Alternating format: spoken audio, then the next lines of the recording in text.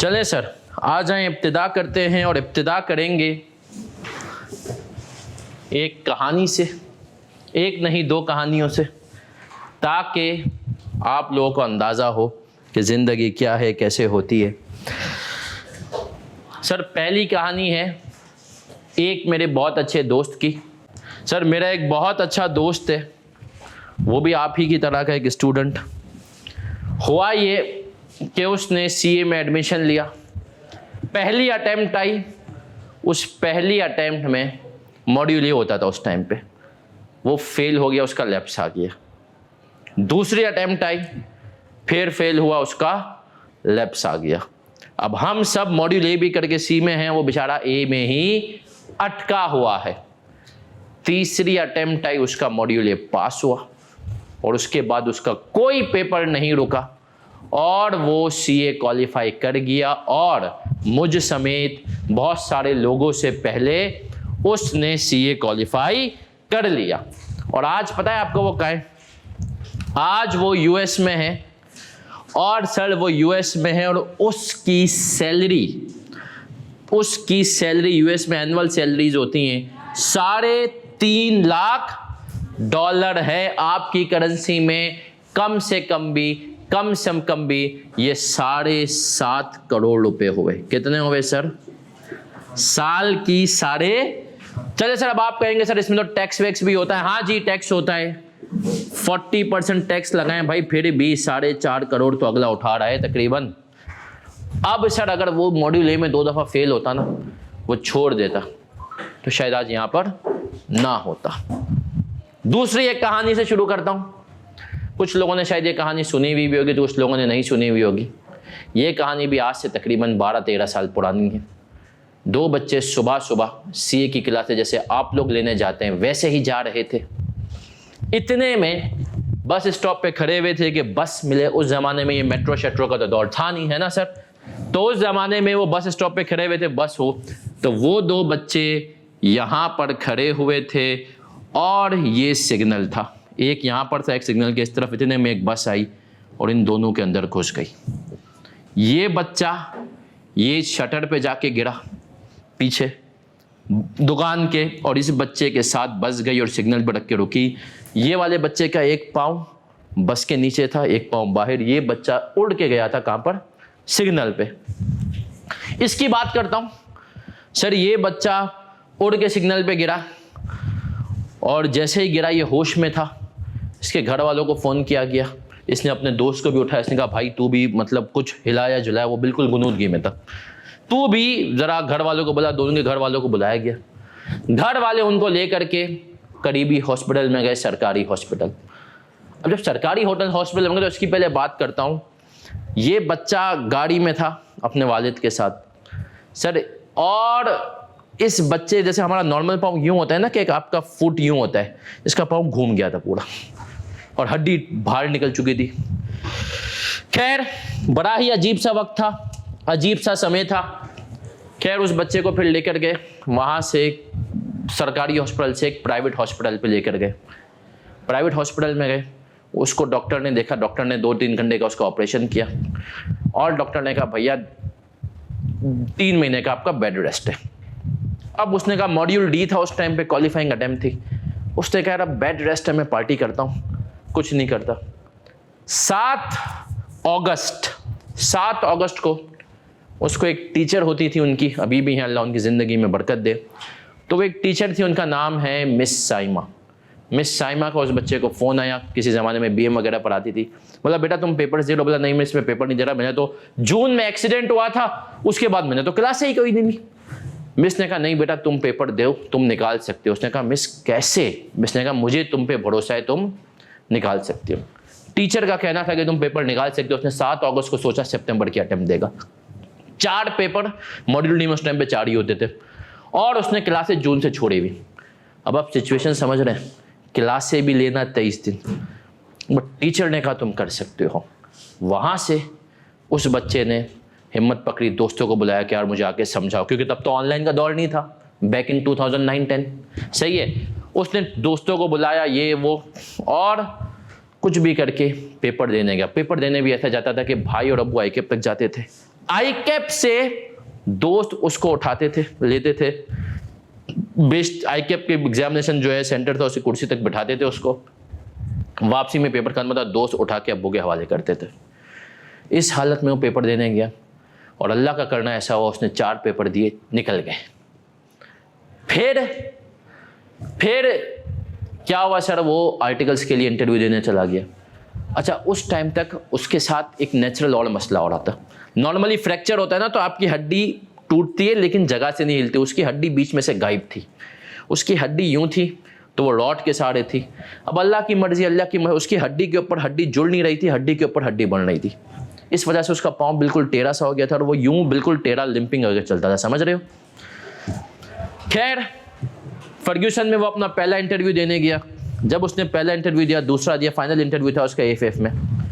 तो एएफएफ ने उससे पूछा कि भाई तुम इस हालत में आर्टिकल्स कर पाओगे? उसने कहा सर आपने मुझसे फुटबॉल नहीं खिलवानी है, आपने मुझसे काम लेना है, मैं कर लूँगा। वो फर्ग्यूसन में उसकी इंडक्शन हो गई। पहला क्लाइंट कर रहा था, रमज़ान का टाइम था, क्लाइंट फाइनल हो रहा था। असर के बाद वो सीढ़ियाँ चढ़ रहा था फर्म की और उसका पाँव जहाँ था वहीं रुक गया। दोस्तों ने बोला भाई बैठ जा, कुछ मसला होगा। बैठा लेकिन फिर पाँव चल नहीं सका। दोस्त घर लेकर गए, वो रहता भी बिल्डिंग में 3rd फ्लोर पे था, कोई लिफ्ट विफ्ट नहीं थी। दोस्तों ने उठा के उसको पूरा घर पे छोड़ा। घर वालों ने इफ्तारी के बाद उसको लेकर गए हॉस्पिटल में गए तो पता चला जो उसके पाँव में रॉड थी वो टूट गई है। जो पाँव की रॉड थी वो डॉक्टर्स ने कहा वही पूरा प्रोसेस फिर से शुरू होगा, जीरो से, वही बेड रेस्ट वगैरह। उस टाइम पे लोगों ने कहा कि भाई तू सीए अगर चाह तो तू सीए छोड़ दे। उसने कहा नहीं, माँ बाप की उम्मीदें। वहाँ पर उसने सीए नहीं छोड़ा। फिर ज़िंदगी आगे बढ़ी, वो क्वालिफाई हुआ। फिर उसने के इलेक्ट्रिक में जॉब की, फिर यूनिलीवर में जॉब की, फिर एक लिस्टेड कंपनी का फाइनेंस हेड किया, फिर एक फर्म में पार्टनर है और आपके सामने इस वक्त खड़ा है। तो ये कहानी मेरी है।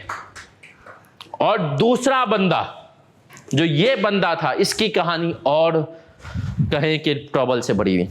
इसको लेकर चले गए, मुझे लेकर गए थे प्राइवेट हॉस्पिटल जियाउद्दीन क्लिफ्टन, जो कराची वाले बच्चे हैं, इसको लेकर के गए एओ क्लिनिक डॉक्टर शाह।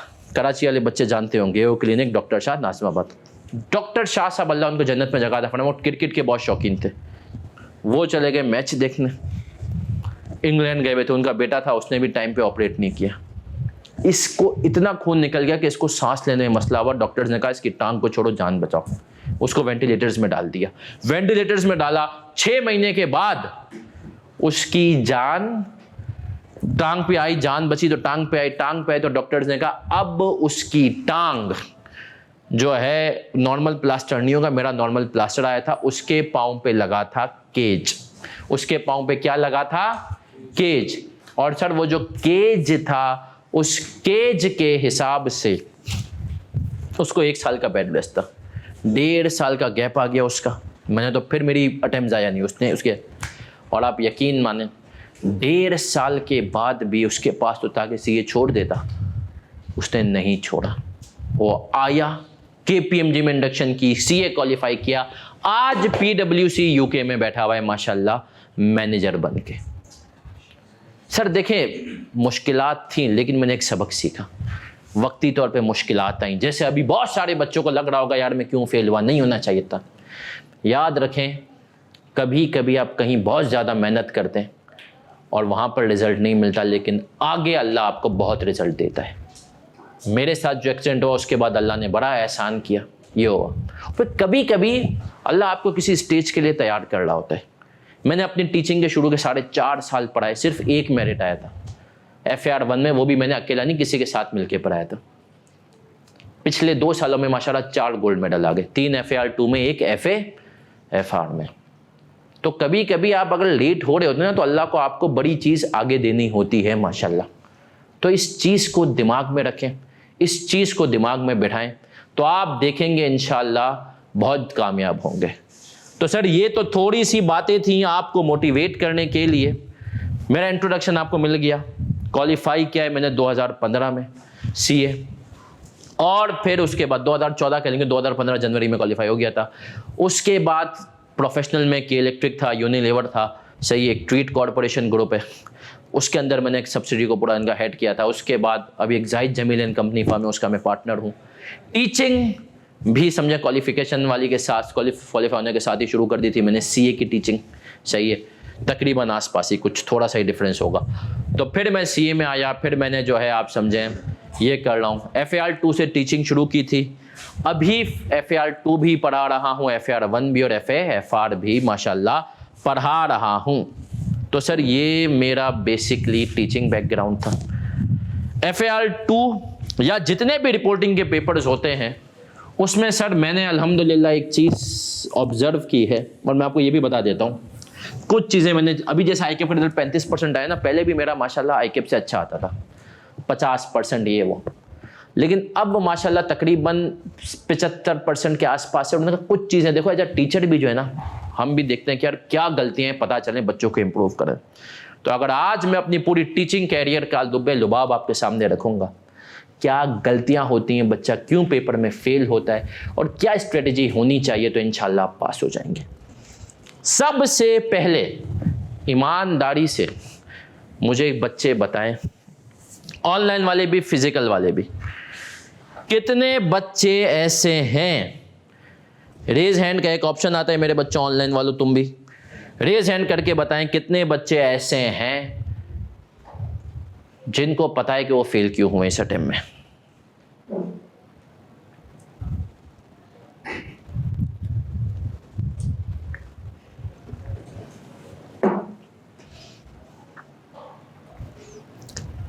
तीन फिजिकल में और 12 ऑनलाइन में, सही है।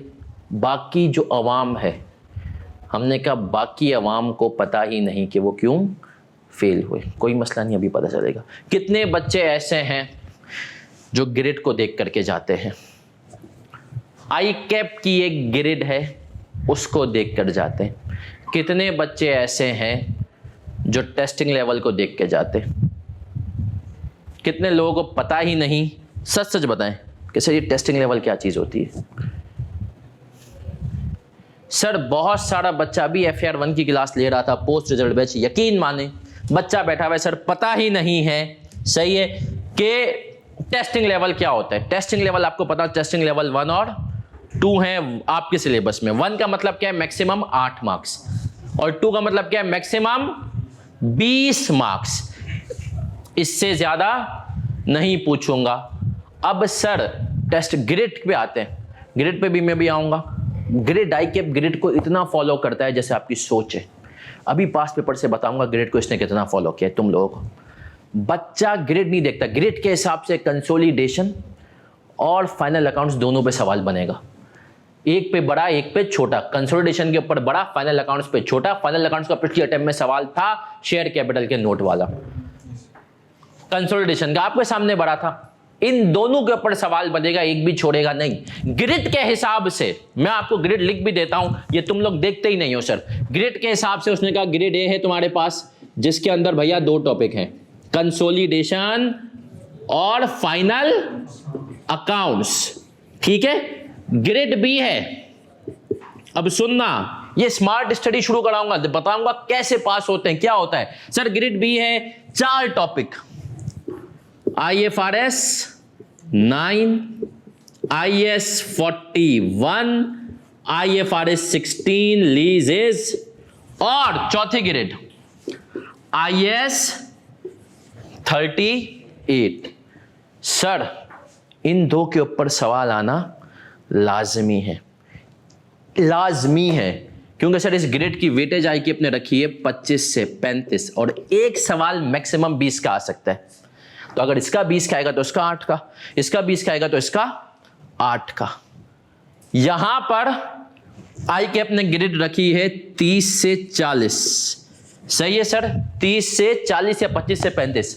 अब सुनना, बड़ा सवाल या मुनासिब सवाल ICAP किस किस के पूछ सकता है। देखो 41 का कभी पूछेगा कभी नहीं पूछेगा, इस ग्रेड में सबसे स्ट्रॉन्ग वीक प्लेयर ये। 16 के बगैर पेपर बन नहीं सकता, याद रखो। 38, 16, इन दोनों में से इन दोनों का टेस्टिंग लेवल 2 है, ये दोनों 2 वाले हैं, इन दोनों के ऊपर बड़ा सवाल आ सकता है।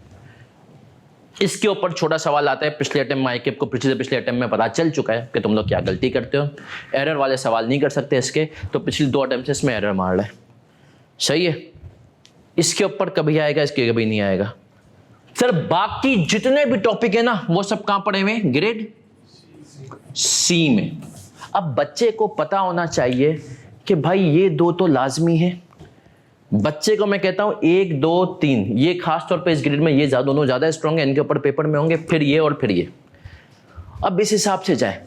अब आता हूं मैं सर यहीं से शुरू करता हूं कि स्मार्ट स्टडी क्या होती है, किस तरीके से होता है, क्या होता है। मैं हमेशा कहता हूं कि देखो मैं फितरत के करीब टीचर हूं, क्लास में इंशाल्लाह जो कराऊंगा वही आपको अगर सही से करने और लास्ट में कुछ स्ट्रेटेजीज होंगी वो कर ले तो इंशाल्लाह मेरी गारंटी पेपर पास है। बच्चा ये चीज़ें नहीं कर पाता। मैं कोशिश, क्योंकि देखो मैं खुद भी ऐसे तुम्हारे जैसा स्टूडेंट था, एक कम पढ़ता था, तो मुझे पता है कि यार क्या करना है। तो सर सबसे पहले मैं आऊँगा और स्मार्ट स्टडी की बात करूँगा।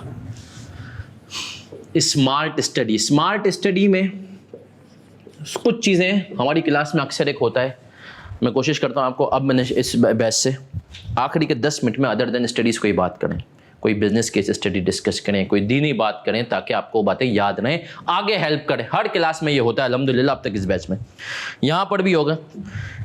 एक किताब है उसमें एक रूल बयान किया गया, 80-20 रूल। किसी को वो रूल याद है? कुछ पता है? मैं बताता हूँ। उसने कहा कि अगर आप एक बिजनेस करते हैं ना तो आपके 20% कस्टमर प्राइम होंगे जो आपको टोटल 80% रेवेन्यू देंगे, और बाकी 80% कस्टमर वो होंगे जो मिलाकर 20% रेवेन्यू देंगे। बोला 10 कस्टमर है तो 2 ऐसे होंगे जो तुम्हें 80% रेवेन्यू दे रहे होंगे, और बाकी 80 मिला के 20%। पेपर में भी ऐसा ही होता है। स्मार्ट स्टडी पे मैं आता हूं। आईकेप को पता है सबसे बड़ा हथियार क्या है? आईकेप का सबसे बड़ा हथियार है सिलेबस इतना बड़ा दे दो, आखिरी के दिन इसकी हालत टाइट। सर मैं से तो पेपर नहीं हो रहा, मैं जा रहा हूं, मैं छोड़ रहा हूं। ये आईकेप का हथियार है। तो इस हथियार को आप लोग कैसे जो है गेज करेंगे? सर आइडेंटिफाई, पहली चीज important topics and more focus on them sir आपको इंपॉर्टेंट टॉपिक्स पता होने चाहिए और आपका फोकस उनकी तरफ ज्यादा होना चाहिए। अब आए मैं आपको इंपॉर्टेंट टॉपिक्स बताता हूं। मैं आपको इंपॉर्टेंट टॉपिक्स बता देता हूं कौन से ऐसे टॉपिक हैं जो तकरीबन हर अटेम्प्ट में आपका 60 नंबर का पेपर लाजमी बनाएंगे आज पहली क्लास में। पहला टॉपिक कंसोलिडेशन, दूसरा टॉपिक IFRS 15। आईकेप से जितनी हमारी कहीं ना कहीं डिस्कशन होती है तो जाहिर सी बात है, बट और हम फाइनल का भी पेपर देखते हैं ना, IFRS 15 वो फाइनल में इतना नहीं पूछ रहा, हालांकि वहां पर पूरा है, तुम्हारे सिलेबस में तो 40% है। और आईकेप ने पिछले अटेम्प्ट में इसका जलवा दिखा दिया कि मैं इसमें किस लेवल पर जा सकता हूं। IFRS 15 तीसरा टॉपिक फाइनल में भी पूछे जा रहा है, यहां पर भी पूछे जा रहा है। IS 12। और एक हैरत अंगेज बात बताऊं, तुम लोगों को लगता है ना कि यार गोल्ड मेडल वाले बच्चे का क्या होगा, कैसा होता होगा। अभी जिस बच्ची का गोल्ड मेडल आया हमारी, उस बच्ची ने मुझे बोला सर ना मेरी कंसोलिडेशन की बैलेंस शीट आई, ना मेरी रिकॉन्ट आई। उसने कहा IFRS 9 वाले सवाल, 15 वाला सवाल उसने कहा सर क्लास में किया हुआ था तो बड़े आराम से हो गया। 9 में एक इक्विटी के साथ कंसोलिडेशन के साथ मिक्स सवाल था, बोला उसमें मैं कंफ्यूज हो गई थी, वो फंसी। आप देखें कंसोलिडेशन की उसकी बैलेंस शीट टाई नहीं, बट मैंने सिखाया हुआ था कि बेटा घबराना नहीं। IS 12 रिकॉन टाई नहीं, उसका गोल्ड मेडल है। तो गोल्ड मेडल का मतलब क्या, उसके कम से कम 85 अबव मार्क्स है, समझे आप? तो इसका मतलब क्या है, तुम लोग परेशान होती हो, यही चीज आईकेप यही तो चाहते हैं, तुम लोग आईकेप को दे देते हो। चलें सर, चौथे नंबर पे IFRS 16 में कहूंगा, और 5वें नंबर पर इनके साथ मैं जिस टॉपिक को रखूंगा वो मैं रखता हूं, मुझे लगता है कहीं ना कहीं वो आगे जाके बहुत, क्योंकि आईकेप थोड़ा सा उसको अगर अभी नहीं, वो मैं दूंगा इसके साथ IS 1037, क्योंकि ये मुझे आई के अक्सर हमारी जब बात हो बोलते सबसे बुरा रिजल्ट इसमें होता है, बच्चा कंक्लूजन बताता है, रीजन नहीं देता है। तो सर ये 5 टॉपिक अगर मैं आपको बता दूं ना, ये 5 टॉपिक ही आपको 60 नंबर तो हर पेपर में देंगे। इसके ऊपर बड़ा सवाल मेरा मानना है हर उसमें एक्सपेक्टेड है, इसके ऊपर बड़ा सवाल अब हर उसमें मुझे लगता है। इन 2 में से किसी एक पे खेलेगा, फिर ये 1037, इस पे ज्यादा खेलने के चांसेस हैं, हो सकता है इस पे भी छोटा है 38 है। इसके बाद अगर किसी को करना है तो किस पे जाओ 30। अगर आपने ये टॉपिक्स किए ना सर, मेरा मानना है सब मिला के आप 70 से 75 नंबर घर लेके जाओगे आराम से।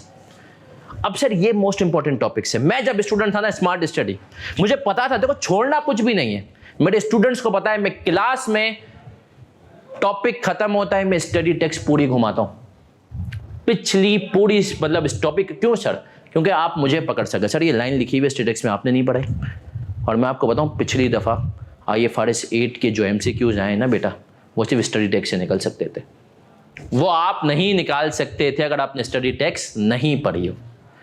आप पढ़ते ही नहीं। 1 नंबर फ्री का जिस बच्चे ने, मैं क्लास में करवाता हूं क्योंकि मुझे पता है तुम घर पे नहीं पढ़ोगे। इसी तरीके से सर ये टॉपिक है फाइनल अकाउंट्स, उसमें इतने डिस्क्लोजर्स हैं, मैं बच्चों को एक क्लास में पढ़ाता हूं, फिर उसमें से बता देता हूं ये 6 इंपॉर्टेंट है, इनको देख लेना। पिछली दफा शेयर कैपिटल वाला अल्हम्दुलिल्लाह आ गया। अब सर ये स्मार्ट स्टडी है। सर टीचर मुझे पता हो, आपको पता हो कौन से इंपॉर्टेंट टॉपिक्स हैं, कौन से एरियाज ऑफ फोकस हैं, और इसमें एक और चीज ऐड करूंगा, ये भी untested areas in each topic. Sir IFRS 8 सब बच्चों ने पढ़ा होगा, उसके अंदर criteria, economic characteristics criteria, aggregation criteria, वो अब तक पेपर में नहीं पूछा, ये एज अ टीचर मुझे पता है। तो क्लास में मार्क अगर आप कर लें कि भाई ये एरिया अब तक नहीं पूछा, तो आपके दिमाग में होगा पेपर में पूछे जाने के चांसेस हैं। सर पिछली दफा मैं कहता था IFRS 9 में फेयर वैल्यू थ्रू OCI, उसने नहीं पूछा। पिछली दफा इक्विटी के साथ उसकी एडजस्टमेंट मार दी, फेयर वैल्यू थ्रू OCI। अब ये बातें आपको पता हो कि क्या क्या चीजें नहीं पूछी या टीचर बता दे पहली चीज ये, तो आप उनके ऊपर फोकस करें। देखो सिलेबस पूरा इंपॉर्टेंट है, लेकिन ये ज्यादा इंपॉर्टेंट है, फोकस इनकी तरफ ज्यादा हो, बाकियों की तरफ हो, लेकिन आप इस तरीके से समराइज करें। दूसरी इंपॉर्टेंट मैं आपको बात बताने जा रहा हूं सर, वो ये होता है, एक तो आपको ये करना है कि मोस्ट इंपॉर्टेंट एरिया। सर दूसरी इंपॉर्टेंट बात जो मैं हमेशा कहता हूं, पासिंग मार्क्स अप्रोच, ये भी स्मार्ट स्टडी का है। अब सर ये पासिंग मार्क्स अप्रोच क्या है? सर देखिए एक सवाल में से जो है ना, अक्सर इसको मैंने सीखा है पासिंग मार्क्स अप्रोच को। एक मेरा बड़ा फेवरेट क्रिकेटर है, क्रिकेटर तो मैं उसको इतना अच्छा नहीं मानता, बट मैं कहता हूँ लीडर उसके जैसा नहीं था। नहीं सरफराज अहमद की बात नहीं कर रहा, महेंद्र सिंह धोनी। महेंद्र सिंह धोनी ने 3 वर्ल्ड कप इंडिया को जीता है, और उसका कभी मैं इंटरव्यू सुनता था ना, तो मुझे इसकी एक बात हमेशा बड़ी अच्छी लगती थी। उसको पूछते थे भाई आप जो है क्या वर्ल्ड कप जीतने की तैयारी कर रहे हैं? बोलता था भाई रुको जरा, सब्र करो, अगले मैच की तैयारी कर लो। अगले, मैं कह रहा हूं पेपर में भी तुम लोग यही करोगे, हर सवाल में से पासिंग मार्क्स निकालो, हर। तभी ये जो बच्ची ने कहा ना सर मैंने कंसोलिडेशन IS 12 की रिकॉन छोड़ दी थी, क्यों? उसके दिमाग में मैंने बताया था बैलेंस नहीं हो, बाहर में जाए तो आगे बढ़ बच्चा। मैंने कहा छोड़ दो, हाँ डिफरेंस बहुत ज्यादा हो तो, वरना एक। अब आप अगर ये बोलेंगे ना मैं हर सवाल में से 100 नंबर निकालूं, नहीं, मैं बताऊंगा कैसे निकालने हैं मार्क्स हर टॉपिक में से। अब मैं छोटी सी एग्जांपल देता हूं, आप सबने FAR 1 में पढ़ा हुआ है, कुछ बच्चे वो भी होंगे जो अभी FAR 1 FAR 2 में, इसलिए मैं पुराने टॉपिक है। FAR 1 आपने सबने पढ़ा हुआ है, FAR 1 में इंपेयरमेंट सबने पढ़ा हुआ है। इंपेयरमेंट में हमें 3 चीजें आती हैं, carrying amount, fair value less cost to sell और वैल्यू इन यूज। 90% सवालों में वैल्यू इन यूज में ICAP शरारत करता है, कैरिंग अमाउंट में शरारत नहीं होती, फेयर वैल्यू में शरारत। मैं बच्चे को कहता हूं भाई तू कैरिंग अमाउंट और फेयर वैल्यू को पहले टारगेट कर, एडजस्टमेंट आए तो उस एडजस्टमेंट को मुश्किल वाली को सोचने में टाइम ज्यादा नहीं लगा। इसके भी एक छोटी सी कहानी सुनाता हूं। सर मेरा एक स्टूडेंट था, उसका नाम था मिसबाह, बड़े दिल के करीब था वो स्टूडेंट। क्यों था? उसके अंदर जो मैंने क्वालिटी देखी ना, वो बड़ा एवरेज, बल्कि मैं कहूंगा शायद बिलो एवरेज। और मेरे पास पढ़ने आया ना उसका FAR 1 का पेपर, उसका FAR 1 का पेपर रुका हुआ था पिछली 2 अटेम्प्ट से। तीसरे अटेम्प्ट में मेरे पास FAR1 रिफ्रेशर ले रहा था, FAR2 रेगुलर। क्लास में बैठता था, अच्छा मैं देखूँ यार कोई भी सवाल दूँ सबसे पहले करके बैठा हूँ। मैंने एक दफ़ा बोलता सर मैंने कर लिया, फिर मैंने कहा तो मैंने उसकी कॉपी देखना शुरू की। अच्छा वो क्या करता था, कंसोलिडेशन में 6 एडजस्टमेंट्स है ना, उसने जो मुश्किल लगी ना उसको छोड़ दिया। उसने कहा सर इसके मार्क्स काटेगा ना, बाकी तो देगा। आप यकीन माने मिसबा के पास में गया, मिसबा देख उसको छोड़ा नहीं किया कर, जो तुझे समझ में आ रहा है ना बिस्मिल्लाह पढ़ के वो कर दिया कर, छोड़ नहीं। देख वैसे भी मार्क्स काट ही रहा है ना, एक असेसमेंट मार दे, मैं तू ये कर ले, मेरी गारंटी तेरा पेपर पास है, इसका पेपर पास हो गया। सर ये हम टीचर की, मैं कहता हूँ इस चीज में ना हम टीचर सबसे बड़े जालिम है। हम आपको ये तो सिखा देते हैं बेटा 180 डेज में तो इतना पढ़, ये नहीं सिखाते कि 180 मिनट्स में उस पढ़ाई को अप्लाई कैसे कर। सर मेरी कोशिश होती है इसके ऊपर, मैं हर सवाल में जो बच्चे अभी कर भी रहे हैं उनको पता है जब हम क्लास में भी सवाल करते हैं ना तो मैं बच्चों को पहले क्लास में करते हुए वो चीज़ें करवाता हूं जो कि हमने आसान हो, क्योंकि प्रैक्टिस, क्लास की प्रैक्टिस तो मैं इंशाल्लाह कोशिश करवाऊंगा कि तुम इजी चीज़ों को पहले पिक करना शुरू कर दो। यकीन मानो तुम अगर ये काम कर लोगे ना, मेरी गारंटी है पूरा से ये आसान है, इंशाल्लाह दुआएं दोगे। ये मैंने सीखा कैसे, अच्छा ये मैंने सीखा BFD में फेल होके। मेरा BFD का पेपर था CA फाइनल, पहली अटेम्प्ट में एक सवाल आया, यकीन माने 25% ऑफ पेज का 25% और नंबर 19। अब लालची आदमी दिमाग, अब मैंने कहा यार इतना सवाल 19 नंबर, ये तो यूं होगा। 15 मिनट का रीडिंग टाइम, नहीं हुआ। अगले 20 मिनट और नहीं हुआ। वो एक फिगर थी वो निकल ही नहीं रही थी। सर 35 मिनट में मेरा स्कोर था 0। आप समझे, मैंने पूरा पावर प्ले खेल लिया, 0 रन और 5 विकेट आउट।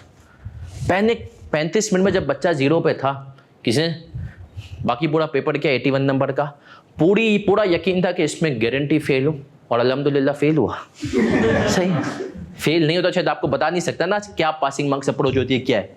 मैं फेल हुआ, उस टाइम पे बुरा लगा, बट मैं कहता हूँ आज उसने, अल्लाह ने उसकी वजह से मुझे टीचिंग कैरियर में बड़ी हेल्प की। तो सर मैं फेल हुआ। अगली अटेम्प्ट BFD की, हद से ज्यादा पेपर मुश्किल हुआ, इधर उधर देखो ना IKF में हर कोई, उतनी मुश्किल। यकीन मानो उस अटेम्प्ट में एक होता है ना कि हम बोले पेपर में कौन सा सवाल सबसे अच्छा आता है तो वो करूं, मैं सोच रहा था कौन सा सवाल सबसे कम बुरा आता है तो वो करूं। लेकिन दिल में एक ख्याल था, दिमाग में पासिंग मार्क्स अप्रोच बता ली थी। मैंने कहा यार किस में क्या क्या चीज़ें निकाल सकता हूँ ना, ये दिमाग में होता था इस सवाल में, इस टॉपिक में ये चीज़ आसानी से। सर मैंने करना शुरू किया, और इसमें एक और इंटरेस्टिंग बात, ये मैं सिखा रहा हूँ, ये पेपर में, ये सब चीज़ें आप क्लास में सीखोगे तो पेपर में आओगे। सर बड़े गौर से सुनना, सर पेपर में मैं आखिरी सवाल कर रहा हूँ, आप सबने चले फिर से रेशोज की, रेशोज पढ़े में आप सबने, है ना। रेशोज में आप सपोज करो आपको 2 कंपनीज को कंपेयर करना है, कंक्लूजन देना है। अब नेट प्रॉफिट रेशो का फॉर्मूला क्या होता है, profit after tax divided by, अब 2 कंपनी है, कंपनी ए और कंपनी B। एग्जाम्पल दे रहा हूं रेशोज की, मैंने BFD में कुछ ऐसा ही कॉन्सेप्ट के बेस पे। अब इसका तो सब कुछ हो गया, अब इसका प्रॉफिट आफ्टर टैक्स ही नहीं निकल रहा मुझसे पेपर में। अबे भाई फंसा हुआ हूं कि कैसे निकलेगा। मैंने क्या किया, मैंने कहा इसकी सेल्स ज्यादा है, अजम्पशन ले रहा हूं, एक्चुअल केस सीधा, सेल्स ज्यादा है ना B की, तो इसका प्रॉफिट भी इससे क्या होगा, अज्यूम अजम्पशन बेस पे कोई कुछ अबे पेपर, क्योंकि एंड में कंक्लूड करना था कौन सी कंपनी अच्छी है, उसके मैंने कहा मार्क्स होंगे। मैंने इसको अज्यूम किया, कोई खामोशी से कुछ नहीं बताया, डिवाइडेड बाय सेल्स, कंक्लूजन लिखी। मैंने कहा यार वो समझता रहेगा कहाँ से आया ये, यही तो इसके नंबर काटेगा ना। मैंने कहा बाकी के आगे के तुम लोग पेपर में रुक जाते हो, अबे यार ये कैसे होगा क्या होगा। और भाई ये बाप खुदा, एक नए टीचर, बड़े गौर से सुनना मेरा बच्चा, सही है सर, कि सर नए टीचर एक थे, वो IKF में चले गए, एग्जामिनर बन गए। वो एग्जामिनर बने ना, तो जो पहला पेपर उन्होंने बनाया ना, बड़े प्रोफेशनल आदमी, अभी मैं उनको फोन करूंगा ना कि सर ये काम है, बोलेंगे सर देखें अभी कैफ का टाइम है, कैफ के पेपर्स का टाइम है, अभी आप मुझसे मतलब रिजल्ट आ गया ना, अभी मुझे कैफ के रिलेटेड कोई बात नहीं बताएंगे। वो सिर्फ मुझे कैफ हो या FFR से कोई भी चीज़ हो, IKF में बोले बुक में ये गलती है, वो कब बताते हैं, वो बताते हैं दिसंबर फाइनल का बताते हैं, पेपर्स के बाद से लेकर रिजल्ट तक, और कैफ का भी पेपर के। इसके अलावा आप बोलते हैं बेटा नहीं सर अभी कुछ भी मैंने बोला ना आप पता नहीं क्या समझ लें और बच्चों को क्या बता दें। लेकिन खैर उनका मुझे फ़ोन आया 8 बजे, पर्सनल फ़ोन, बोला सर पेपर कैसा लगा। उन्होंने पहला पेपर बनाया था, ना सर आपको पेपर कैसा लगा? मैंने कहा सर आपस की बात है, पेपर तो बड़ा बैलेंस था लेकिन बहुत लेंथी था। बोला नहीं सर लेंथी नहीं था। मैंने कहा सर खौफे खुदा करें, आप जो है अभी गए। बोला सर देखिए मैं भी टीचर रह चुका, मुझे पता है लेंथी नहीं था। मैंने कहा सर देखिए आप टीचर थे, मैं टीचर हूँ, लेंथी था। बोला नहीं सर। मैंने कहा सर यही तो वजह है कि आप टीचर हैं तो आप बच्चों की तरफ बाइस्ड है। बोला सर आप हमारी तरफ आके सोचेंगे ना तो हम ये देखते हैं कि ये बच्चा पेपर में आएगा, सवाल देखेगा, बोलेगा भाभी ये तो आता है, सोचेगा नहीं, टक टक टक करना शुरू, दूसरा सवाल करना शुरू। बोला ये बच्चा पेपर में सोचेगा नहीं। तो बोला सर आप बच्चे के सोचने का टाइम पेपर से निकाल दे तो ये पेपर 3 घंटे में। मैंने कहा सर देखें इसका मतलब है आप और हम कभी भी एक पेज पे। तो आई कैप यह अज्यूम करता है तुम इतनी अच्छी तैयारी के साथ आ रहे हो, पेपर में सोचोगे कुछ भी नहीं, और तुम तो पेपर में जो जो सोचते हो सही है। तो अब आप समझे कि आई कैप और आपके दरमियान क्या है, एक एक्सपेक्टेशन गैप है। अब सर वो जो गैप है मेरा बच्चा, उसके लिए क्लास में प्रैक्टिस। इसीलिए मैं क्लास में अभी हमने IFRS 9 के जो सवालात किया वही पिछले अटेम्प्ट का भी किया, उससे पहले वाला भी बच्चों को मैंने कहा भाई खुद से करो, गलती करोगे ना पासिंग मार्क्स अप्रोच, जो आसान चीजें हैं वो करो। तो सर ये क्यों करवा रहा हूं, और बोलता हूं कोई मुझे मतलब रुकता हुआ नजर नहीं है, करते हुए नजर आए, ताकि आपकी अभी से क्या हो जाए, प्रैक्टिस। ये चीज इंशाअल्लाह होगी। आखिरी एक और इंपॉर्टेंट, पासिंग मार्क्स अप्रोच की जिम्मेदारी मेरी है एज अ टीचर। यहां पर मैंने तुम्हें अभी गाइड कर दिया ये चीजें। सर तीसरी इंपॉर्टेंट चीज, लास्ट मंथ मैं आपको सच बताऊं, अभी जिस बच्चे का गोल्ड मेडल आया ना उसकी कहानी बताता हूं। मैं आखिरी महीने में मैं कहता हूं आप, मैं क्योंकि देखो साफ सी बातें अपने आप को रखता हूं, आप सिर्फ एक काम करें, क्लासें पूरी आपकी हैं, कॉन्सेप्ट आपके पूरे हो, आपने क्लासें ली हो, पासिंग मार्क्स अप्रोच वगैरह, घर पे आपने अभी बेशक इतना नहीं पढ़ा, लास्ट मंथ में स्मार्ट काम कर लो। मैं आपको बता दूं आज जितने भी लोग क्वालिफाई हैं मुझ समेत, हम सब इस नतीजे पे आपको पास आखिरी के 20-25 दिन कराते। How you spend it. अभी जिस बच्चे का गोल्ड मेडल आया, मैं ना 3 काम करता हूं आखिरी के महीने में, 3 काम। एक बनाता हूं क्विज वीक, डेली पूरे हफ्ते में हर टॉपिक का एक एक क्विज आ रहा होता है। सर वो जो क्विज वीक होता है ना, उसके अंदर आई कैप के स्टैंडर्ड के सवाल होते हैं, लेकिन पास पेपर के उस क्विज वीक में हर डेली उसका आंसर भी आता है। इसी तरीके से एक क्लास होती है ना, पासिंग क्लास में कहता हूं, 3 घंटे में पेपर कोशिश करके आपके सामने सॉल्व करते हैं, पूरी सीक्वेंस आइडेंटिफाई करते हैं कि बच्चा तू पहले ये कर, ये कर, ये कर, ये कर, डिस्कस करते हैं कि ये सवाल, फिर उसको हम करते हैं कि इस सवाल में से अच्छा पहले बच्चे से करवाता हूं पासिंग मार्क्स कैसे निकालेगा, फिर मैं उसको बताता हूं कि पासिंग मार्क्स ऐसे निकलने थे, और फिर उसके बाद एक मॉक लेते हैं। उस बच्ची से मैंने पूछा बेटा आपने इन तीनों चीजें की थी, आप यकीन मानिए, उसने कहा सर मैंने 2 चीजें की थी। उसने कहा सर मैंने क्विज वीक पूरा दिया, क्विज वीक के क्वेश्चंस बहुत अच्छे थे, लेकिन जब मैंने वो क्वेश्चंस कर लिए ना तो मुझे यकीन था मेरा पेपर तो नहीं रुकता FAR2 का। उसको गोल्ड मेडल की उम्मीद नहीं थी FAR2 से, उसको ऑडिट से थी। उसने कहा सर मेरा पेपर FAR2 का, उसने कहा सर क्योंकि मुझे कॉन्फिडेंस आ गया था, मैंने क्विज वीक में 60% तक स्कोर किया था। बोला सर फिर मैंने पासिंग क्लास ले ली, लेकिन बोला सर जब मैंने पासिंग क्लास और क्विज वीक ले तो मैं वैसे ही कॉन्फिडेंट थी, मैंने मॉक नहीं दिया, लेकिन सर उसका गोल्ड मेडल आ गया। लेकिन इससे पहले जो 3 बच्चे जिनका गोल्ड मेडल मेरा आया है, उन्होंने मॉक दिए, जिसका FFR में, और जवान ने 3 मॉक दिए, एक मेरा दिया, 2 उसने कहीं और के दिए, लेकिन 3 मॉक दिए।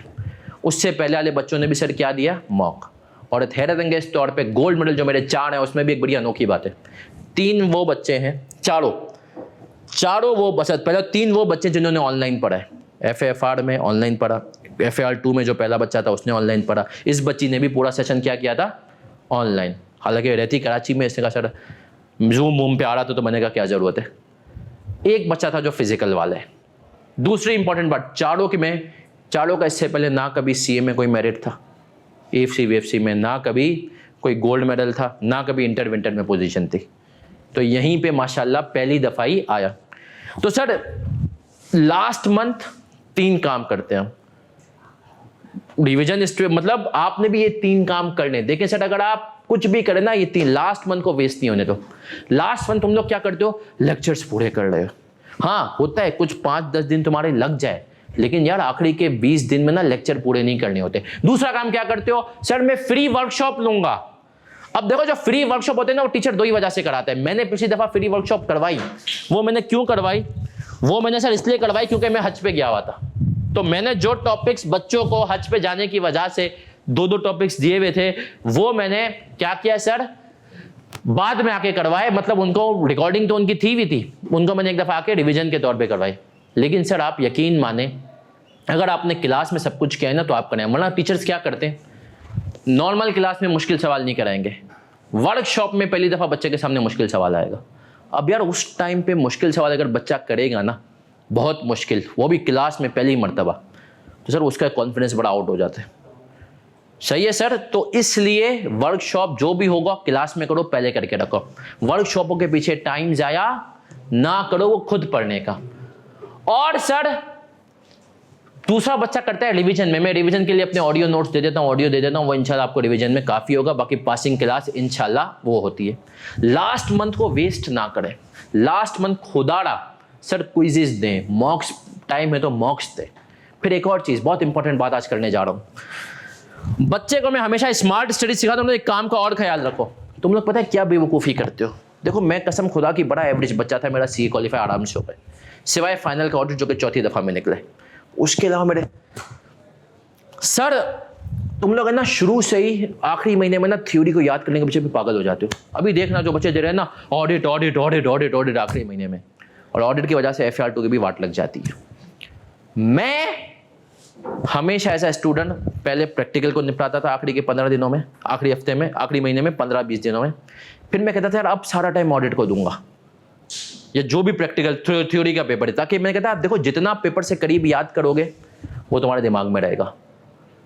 सही है सर। दूसरा, थ्योरी का मतलब नहीं कि पास पेपर जो उसके होते थे ना, जो कॉन्सेप्चुअल ऑडिट के, जो सिनेरियो बेस, वो पहले से सॉल्व करके रखता था।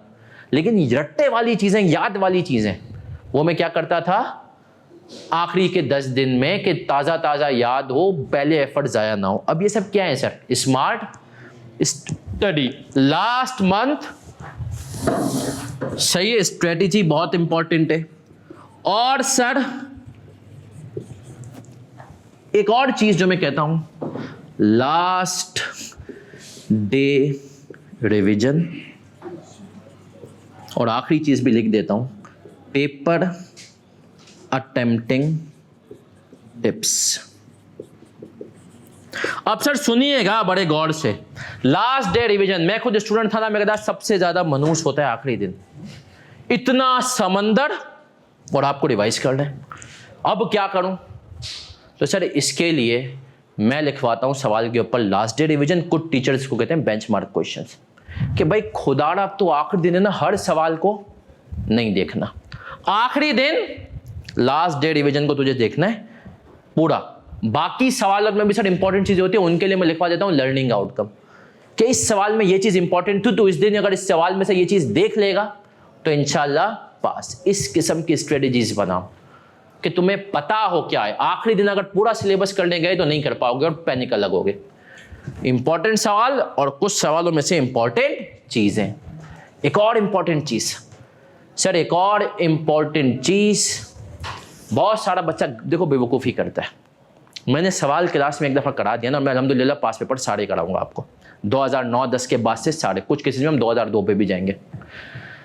अब कुछ बच्चा एक गलती करता है, सर ने एक सवाल क्लास में करा दिया ना, वो सवाल वापस घर पे जाके करेगा। सर तो क्या नहीं करें, नहीं करो, कैलकुलेटर पे करो, लिख के टाइम वेस्ट ना करो। सर पर लिख के क्या करूँ, लिख के या तो वो टाइम किसी और सब्जेक्ट पे दो, या मैं असाइनमेंट देता हूँ वो असाइनमेंट कर लो। उस सवाल को जब तुम वापस करते हो तुम टाइम, क्योंकि तुम्हारे दिमाग में हुआ है वो सवाल, तुम्हें पता है सर ने ये सवाल किया हुआ था। अब तुम अगर वापस हाँ कुछ सवाल होंगे जिनको मैं पूरे सेशन में 4 से 5 सवाल ऐसे होंगे, मैं कहूँगा घर पे जाके एक दफ़ा फिर से करना, वो करने। वरना सर अब तुम्हें जब मसले पता है ना तो क्यों करते हो, नया सवाल करो ताकि पता तो चले। और आखिरी चीज़ सर, पेपर अटेम्प्टिंग टिप्स, यकीन मानो ये बच्चों को नहीं पता होती। बड़ा अफसोस होता है, बड़ा दुख होता है, कोई उनको नहीं बताता कि यार तू कौन सा सवाल कब उठा। सर बहुत अफसोस होता है। मेजॉरिटी बच्चा जो है ना, यकीन मानो पढ़ता है, सब कुछ करता है, लेकिन पेपर में पैनिक हो जाता है। अब वो क्यों पैनिक ना हो, क्योंकि सर हम ये टीचर्स, हम सबसे गुनाहगार हम टीचर्स होते हैं। हम आपको इतना कराएंगे, हर टीचर बहुत मेहनत करता है कसम खुदा की।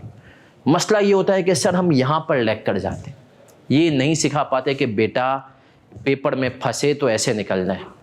बच्चा पेपर में पैनिक हो जाता है। मैंने ये बात सीखी है क्या होना है पूरी। जैसे मैं अक्सर कहता हूं, फाइनल अकाउंट्स का अगर बड़ा सवाल आ गया, इसको अगर तुमने शुरू में उठाया तो अगली दफा फिर आओगे वापस पेपर देने और नहीं उठाओगे। क्यों सर? क्योंकि सर ये सवाल बहुत खतरनाक होता है, सही फंस सकते हो। इसी तरह बच्चों का कंसोलिडेशन, तुम लोग क्या करते हो पेपर में, अभी पेपर दिखा के बताऊंगा। तुम लोग बोलते हो पहले बड़ा सवाल उठाओ, नहीं सर। कभी आप प्रैक्टिकल लाइफ की एग्जांपल्स देखें ना कि सर पावर प्ले में ज्यादा रन्स बनाती है कि टीम, ऐसा ही होता है क्रिकेट में। क्यों?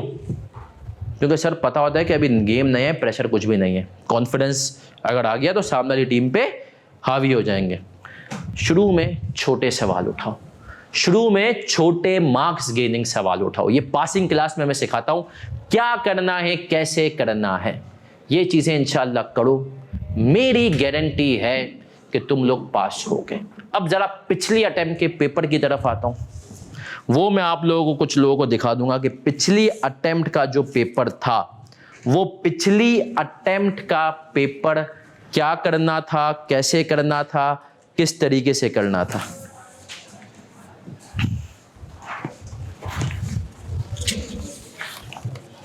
सर देखें वो कैसे, उनको सब बेटा ग्रुप पे मिलेंगे। मेरा नंबर लिख लें, इस नंबर पे आप मुझसे राब्ता कर सकते हैं, ये इंशाल्लाह अगर आप होंगे। और ये मेरा नंबर है राब्ते के लिए। कुछ बच्चे सर एडमिशन का बता दें, सही है सर, मैं आपको उसका भी बता देता हूं। मिस निमरा का नंबर दे देता हूं कि जो मिस निमरा है ये एडमिशन के लिए डील करेंगी। जी बेटा रिकॉर्डिंग वगैरह सब कुछ होगी ऑनलाइन।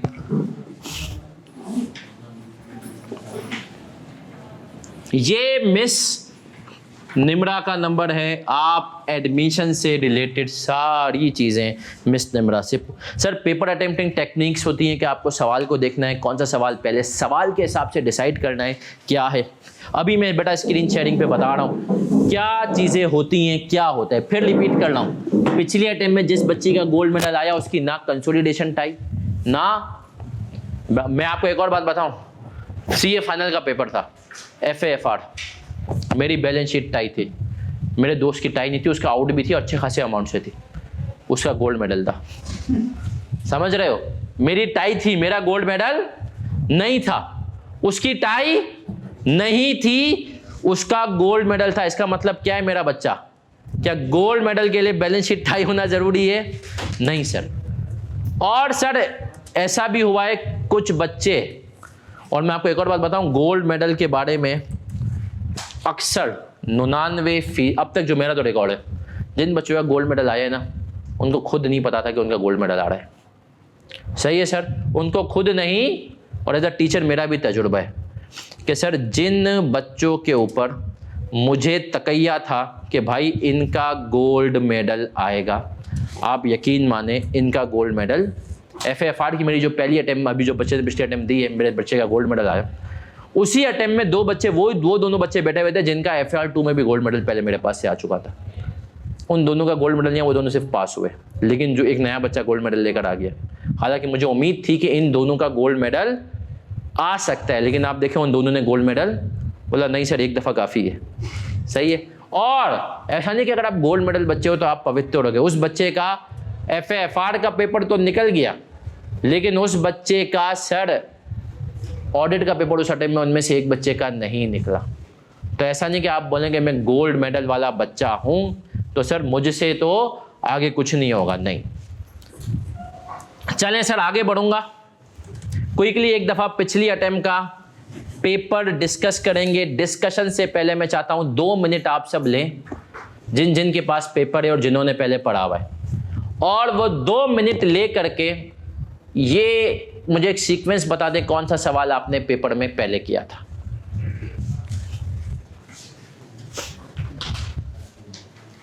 सब बच्चों बताएं। हाँ बच्चों, सबने देख लिया कौन सा सवाल पहले किया है? अब मुझे आप लोग बताएंगे कि पहले कौन सा सवाल करना चाहिए। सबसे पहले होंगे एमसीक्यूज। क्यों सर? एमसीक्यूज करके अपना कॉन्फिडेंस बहाल करोगे। सबसे पहले एमसीक्यूज करके अपना कॉन्फिडेंस बहाल करोगे। दूसरे नंबर पे मुझे बताओ कौन सा सवाल होना चाहिए था? तुम लोग बताओगे भाई। लीजेस का सवाल स्ट्रेट फॉरवर्ड था, 9 नंबर फ्री के। सर इसके बाद अगर तुम पढ़ के गए होते ना, अगर, तो तुम तीसरा सवाल करते। क्वेश्चन नंबर 3 उसके अंदर फ्री का नोट था। अगर किसी बच्चे ने पास पेपर का बनाना लिमिटेड वाला सवाल क्या हुआ होता, या एक और था एप्पल वाला, वो सवाल किए हुए होते, यकीन नहीं, बनाना था। और एक और सवाल था सेफ गार्ड। इन दोनों के अंदर बैलेंस शीट के ठीक ठाक नोट्स कवर्ड है।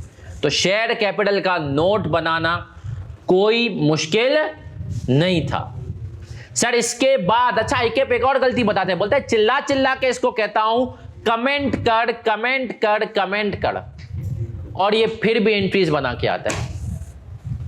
ये फिर भी एंट्रीज बना कर आता है। और सर तो मेरा मानना है अगर मैं तुम्हारी जगह होता तो इसके बाद शायद क्वेश्चन नंबर 4 कर रहा होता, कि मुझे लगता है क्वेश्चन नंबर 4 या क्वेश्चन नंबर 2 में से कोई एक उठाता। 2 थोड़ा सा देखो, मुझे लग रहा था 2 थोड़ा टाइम कंज्यूमिंग हो सकता है। अब देखो बात मतलब आई कैप बड़ा स्मार्ट है। आई कैप सवाल छोटा देता है मार्क्स के हिसाब से, लेकिन टाइम बड़ा होता है। वो होता है कि तुझे टाइम प्रेशर मिला रहा है, ये तो आता है, इजी है, वो तो कर लेगा। फिर मैं आता सर किसके ऊपर? बड़े टॉपिक्स पे। बड़े टॉपिक्स में बच्चों को IFRS 15 पिछली दफा मुश्किल लगा, तो मैं शायद आता, पहले मैं करता कंसोलिडेशन, फिर मैं करता IAS 12। लेकिन एक और चीज मैं हमेशा बच्चे को एक एडवाइस करता हूं। एक सवाल हमने पीछे छोड़ा हुआ है पिछली अटेम्प्ट का मेरा बच्चा, वो पिछले सेक्शन ए का, वो सवाल कौन सा था? एरर वाला, क्वेश्चन नंबर 5। सर ये जो एरर वाला सवाल है ना, मैं हमेशा कहता हूं इसको थोड़ा एंड में रखना, क्योंकि एरर वाले सवालों में आपके घूमने के चांसेस ज्यादा होते हैं। तो कंसोलिडेशन के बाद IAS 12 या एरर वाला करता, और एंड में आता IFRS। अब सर ये आपको जो सीक्वेंस है ना, ये डिसाइड करना है शुरू के 15 मिनट में। तो पासिंग क्लास में यही सिखाता हूं शुरू के 15 मिनट में, कि भाई तू इस तरीके से ये चीजें अटेम्प्ट कर। तो ये मैं सिर्फ आपको सीक्वेंस बताया। एक और चीज पे तुम्हारा ईमान लेकर आता हूं। पहली ग्रेड में उसने क्या कहा था? कंसोलिडेशन और फाइनल, मिनिमम 25 मैक्सिमम 35। जरा देखो तो कितने का आया है। कंसोलिडेशन का 18 नंबर का सवाल आ गया है।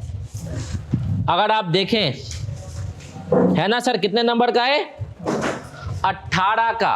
और आप आगे बढ़ें तो सर फाइनल अकाउंट्स का सवाल जो ये शेयर के 7 नंबर का हो गए 25। हाँ जी, इनके ऊपर आते हैं। दूसरी grade IFRS 9, IAS 41, IFRS 16, IAS 38। इनके ऊपर उसने या तो 30 से 40 का या कुछ ऐसा ही कहा। देखो बेटा बुक में हमारी पेज पे होगा। आए सर देखते हैं इन टॉपिक्स के ऊपर इसने कितने नंबर का सवाल पूछा है। IFRS 9 पे कितने नंबर का सवाल पूछा है? 9 नंबर का IFRS 9 पे। इसके बाद आपको क्वेश्चन नंबर 1 लीजेस 9 नंबर, इनटेंजिबल 8, 9, 8 कितने हो गए? 17, और 17 और 8 कितने हो गए? 25। ऐसा ही है।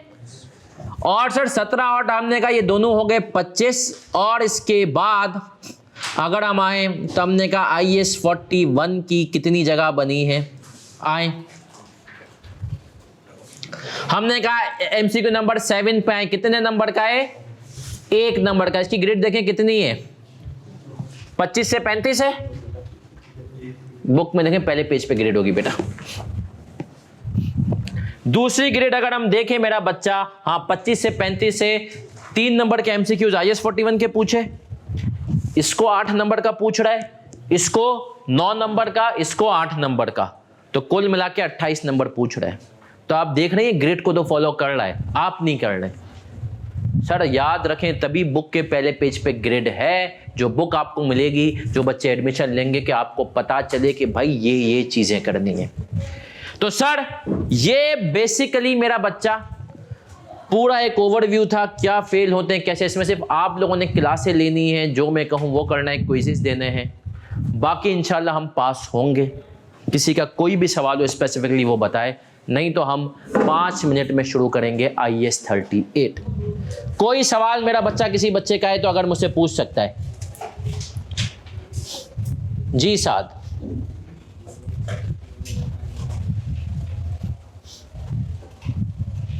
बिल्कुल ठीक है सबा। 9 को मैं कहता हूं थोड़ा सा और डिले किया जा सकता था। सर आपकी बुक जो बच्चे एडमिशन ले लेंगे उनको मिस निमरा आउटसाइड कराची की हैं तो वो बुक डिलीवर करवा देंगी। सही है सर, उनको मिस निमरा बुक डिलीवर करवा देंगी। और कोई सवाल? हफ्ते में 4 दिन क्लासें होंगी, टाइम टेबल फिक्स है, ट्यूसडे, थर्सडे, फ्राइडे, सैटरडे। और दोपहर के दिन क्लासें होंगी। ट्यूसडे की क्लास का टाइमिंग होगा 3:30 से 5:30, थर्सडे की होती है हमारी 4 से लेकर 6, और 2 घंटे फ्राइडे की हमारी थोड़ी सी 2-2:30, 3:30 से 6, क्योंकि उस क्लास में हम क्विज रखते हैं, तो क्विज क्लास में। और अपना सैटरडे की होती है 2:30 से 4:30।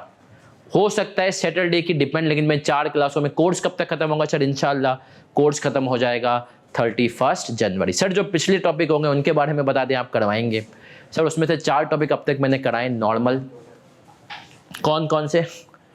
मतलब आप समझें IAS 41, IFRS 8, IAS 21 और IFRS 9। तो जो 3 टॉपिक हैं छोटे, उनकी तो आपको बिल्कुल रिकॉर्डिंग मिलेगी, वो आपको रिकॉर्डिंग से कवर करने हैं। बाकी टॉपिक्स लाइव क्लास में, फिजिकल क्लास में हम करेंगे। सही है। IFRS 9 जो रीसीट वाले बच्चे उनके लिए एंड में होगा। अभी IAS 38 पे आएंगे। स्मार्ट स्टडी करनी है, हर्ष में सीखना है। कोई और सवाल है तो पूछ सकते हैं। बेटा जो बच्चे प्रिपरेशन पूरा खुद से करना चाहें तो उनको मेरी है कि वो टेस्टिंग लेवल 2 के टॉपिक से करें। जो मैंने ये टॉपिक्स कहे ना, इनके ऊपर ज़्यादा फोकस हो, फिर आप टेस्टिंग लेवल 1 पे आए।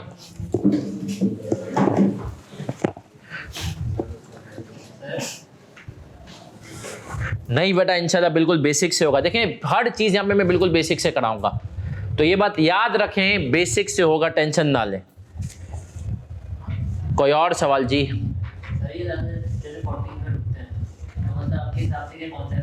सर 40s का मतलब ये होता है कि बच्चा पेपर में मेजरली होता है कि पैनिक हो गया है, कहीं चीज़ें उसको आ रही थी कहीं फंस गई है।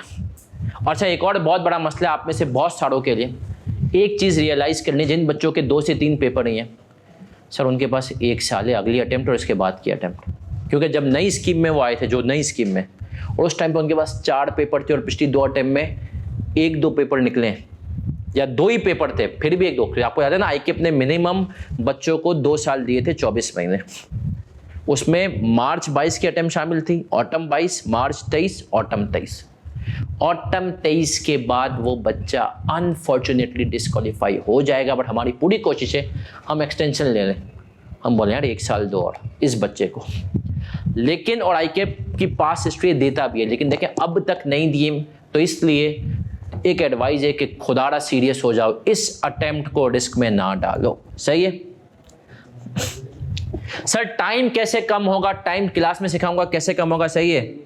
और अगर एक सवाल, अच्छा एक और बात, एक बच्चे का बड़ा सा निकाह, अगर कंसोलिडेशन डेफर टेक्स्ट में जरूरत से ज्यादा टाइम लग रहा हो तो क्या करें?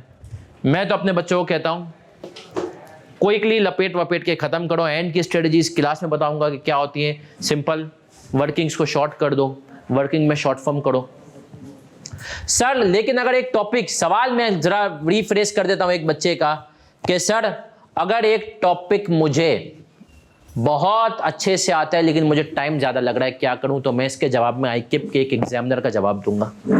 आप सब ने NPV निकालना तो पढ़ा हुआ ही है ना सर, QT में पढ़ा हुआ है, फिर वैल्यू न्यूज़ में, इम्पेयरमेंट में पढ़ा हुआ है।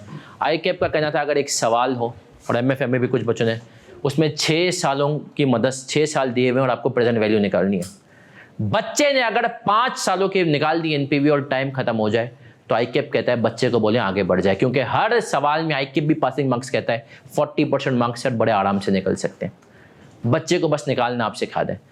कसम खुदा की बच्चे, ये आईकेप के लोग कहते हैं सर आप लोग बच्चे को सिखाते ही तो नहीं है पास कैसे होना है। आप उसको गधे की तरह मेहनत तो कराते हैं, लेकिन आप ये नहीं सिखाते कि 3 घंटे में कैसे अप्लाई करना है। बोला सर इस चीज़ पे आप लोग मेहनत ही नहीं करते। और वाकई में आपको बताऊं ना सर, बच्चा आता है सवाल पे सवाल करेगा, लेकिन एक ही सवाल सर ने कराया 2 दफ़ा खुद कर रहा है। क्यों? जिंदगी इंजॉय कर ले भाई, तू एक ही सवाल जो सर ने कहा 3 दफ़ा तो खुदे करना है, कोई नया सवाल कर। हाँ, जो सर ने कराया उसको कैलकुलेटर पे घर पे जाकर जरूर सॉल्व करो, खुद से लिख कर ना करो, नया सवाल करो। तो ये आपको होगा। एमसीक्यूज जरूर। एक और चीज़ जो बहुत सारा बच्चा, टीचर भी गलती करते हैं, स्टडी टेक्स्ट को अवॉइड करते हैं। एक बात याद रखें, जो टीचर बोले ना स्टडी टेक्स्ट फजूल है, मत माने। स्टडी टेक्स्ट बहुत अच्छी है। कोई भी पेपर हो, स्टडी टेक्स्ट को जरूर देखें। और एक रूल और बता दूं, कभी कभी आपका टीचर कहेगा आईकेप ने ये चीज़ गलत की है, तो सर स्टडी टेक्स्ट में देखें आईकेप क्या कर रहा है, उस चीज़ को पास पेपर में क्या कर रहा है, उसके हिसाब से आप फॉलो करें।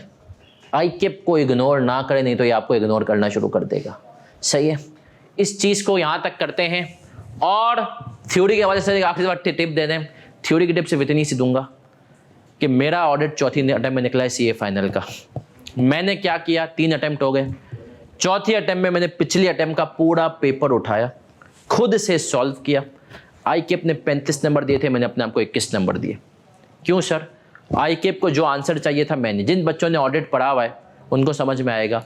आईकेप पूछता है रिस्क और प्रोसीजर बताओ मिटिगेट करने के लिए। रिस्क निकालना मुश्किल है, मैं मुश्किल चीज़ें नहीं करता था, आसान प्रोसीजर में लाइन लगा देता था। समझ में आ गई गलती, अगली अटेम्प्ट में निकला। आप लोग अभी भी, मैं कहूँगा ना, पिछली अटेम्प्ट का पेपर खुद से ऑडिट का, थ्योरी के पेपर में देखो ये चीज़ बहुत हो सकती है, प्रैक्टिकल में फिर मुश्किल है।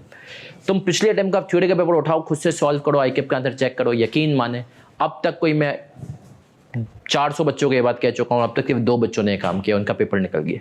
बाकी बच्चे थ्योरी में ये काम करते ही नहीं है। तो चलें सर, 2 मिनट के बाद हम शुरू कर देते हैं। टेस्ट एंड मॉक का बता दें बेटा, वो इंशाल्लाह ग्रुप में शेयर होगा। सही है बेटा, सिर्फ फर्स्ट वाली है हबीब। कोई चले सर, 2 मिनट का टाइम है, फिर हम आ जाएंगे अपने पहले टॉपिक IAS 38 की तरफ।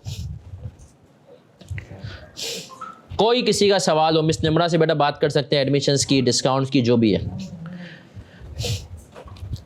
नहीं सर, स्टडी टेक्स्ट जो अभी आईकेप ने पिछली अटेम्प्ट में की है वही कर सकते हैं। पुरानी स्टडी टेक्स्ट में बहुत मसाइल थे, उसको आईकेप ने बड़ा अच्छे से भी ड्राफ्ट कर दिया। नई स्टडी टेक्स्ट ही चाहिए, खरीदने की जरूरत नहीं, आईकेप की वेबसाइट पे अवेलेबल है, क्लास में करवा दूंगा। सर चैप्टर 1 जो है फाइनल अकाउंट्स वाला, उसमें बिल्कुल टिच्चू मुच्चे की छोटी बहुत चेंजेस हैं, कोई खास चेंजेस हैं नहीं, तो आपको कोई घबराना नहीं है FR2 की चेंजेस से लेके। सर टैक्स में कोई चेंजेस नहीं, टैक्स नहीं, खैर टैक्स की क्लास नहीं है, बट टैक्स में भी मेरे ख्याल में 5-10% से ज़्यादा की चेंजेस नहीं है, तो उसमें भी घबराए नहीं। शायद बहुत जल्दी कोई निकाल भी देगा एक डॉक्यूमेंट जिसमें टैक्स की चेंजेस पता चल जाएंगे। जी बेटा, मेरी FR2 की बुक है, लेकिन वो जो एडमिशन वाले स्टूडेंट उन्हीं को मिलती है। जी बेटा शेजम, जो बच्चे ऑनलाइन होते हैं उनको ऑनलाइन भी मिलता है, पोर्टल भी मिलता है। और कुछ? चले सर, अब आ जाते हैं, हम हर टॉपिक को पढ़ेंगे किससे, IAS की समरी से, और आपको एंड में सिखाएंगे IAS कैसे यूज करने हैं। सर पूरा कोर्स आप ही पढ़ाएंगे? जी पूरा कोर्स बेटा मैं ही पढ़ाऊंगा। सर कोर्स कब खत्म होगा? कोशिश पूरी 31 जनवरी तक इंशाल्लाह हो जाए। शायद जो पोस्ट रिजल्ट बैच वाले बच्चे हैं उनका कोर्स 1 हफ्ता IFRS 9 की वजह से जाए और आगे। जी सना, हर चैप्टर कंप्लीट होने के बाद क्लासेस का schedule Tuesday, Thursday, Friday, Saturday zoom, और वो जो रिकॉर्डिंग होगी वो अगले दिन सुबह में आएगी। सही है सर, अगर जैसे थर्सडे की क्लास है तो उसकी रिकॉर्डिंग फ्राइडे की सुबह पे अवेलेबल होगी आपको। ठीक है सर, रिकॉर्डिंग की क्वालिटी यही होगी? जी बेटा यही होगी। और चले सर, इब्तिदा करते हैं IAS 38 से। बहुत इंपॉर्टेंट है, और याद रखें हर टॉपिक में मैं आपको कुछ 5-6 चीजें बताऊंगा। IAS 38 नाम किया है इंटेंजिबल्स। क्या बातें हम पढ़ेंगे ये आज इसका लेक्चर 1 है। लेक्चर 1 है और हर टॉपिक में आपको नंबरिंग मिलेगी टॉपिक वाइज। क्या क्या चीजें इसके अंदर, सर हम स्कोप पढ़ेंगे इसका एंड डेफिनेशन। कितने बच्चे ऑडिट दे रहे हैं या ऑडिट दे चुके हैं? ऑडिट का पेपर, ऑडिट के लिए 3 स्टैंडर्ड बहुत इंपॉर्टेंट है, IAS 38, IAS 10, IAS 37। इन तीनों के ऊपर बहुत सवाल ऑडिट में बनाता है, तो इनके ऊपर आपकी ग्रिप बहुत अच्छी। IAS 38 इंटेंजिबल्स, स्कोप, ये बातें मैंने अपनी तरफ से नहीं, स्टैंडर्ड में से ही निकाली हैं। डेफिनेशंस अभी आपको हैंडआउट भी मिलेगा, ग्रुप में बच्चों मिल चुका है। Ways of acquisition,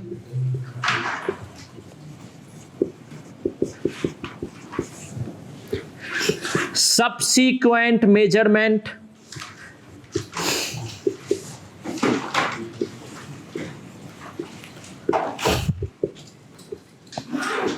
other issues,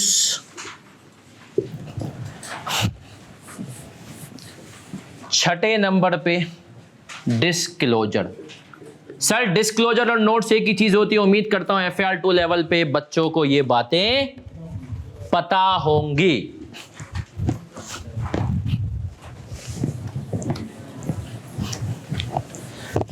sir कुल मिला के ये 6 बातें हम पढ़ेंगे, 7वीं कोई बात नहीं होगी और इंशाल्लाह ये स्टैंडर्ड खत्म होगा। चेंजेस बेटा मैं शेजम थोड़े उसमें बताऊंगा। बेटा क्लासेस की ड्यूरेशन 2 घंटे की क्लास होगी पर डे। कितने घंटे की? डेली 2 घंटे की। किसी को जिन बच्चों के पास बुक मौजूद है उनके पास ऑलरेडी ये मतलब है, तो जिन बच्चों के पास बुक अभी नहीं है उनके लिए ये हैंड आउट आ रहे हैं IAS 38 के। जिनके पास बुक नहीं है दोपहर की 3 दिन, 4 दिन बल्कि दोपहर में ही है। एक दिन बस थोड़ा 2:30 बजे, बाकी 3:30 बजे। सैटरडे को 2:30 बजे, बाकी दिन 3:30 बजे।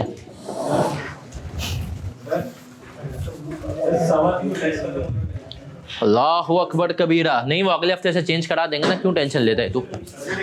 हाँ ना, वो तो आज पोस्ट रिजल्ट बैच इसका भी था, टेक्स्ट का भी था, तो इसलिए ये किया है बच्चा।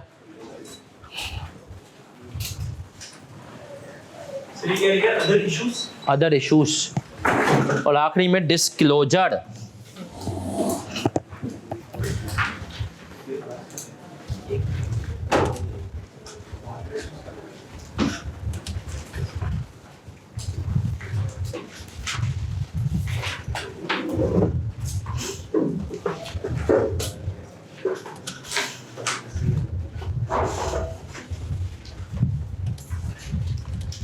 चले सर बुक का भी एक दीदार में करवा देता हूं जो बच्चे जूम पे उनको।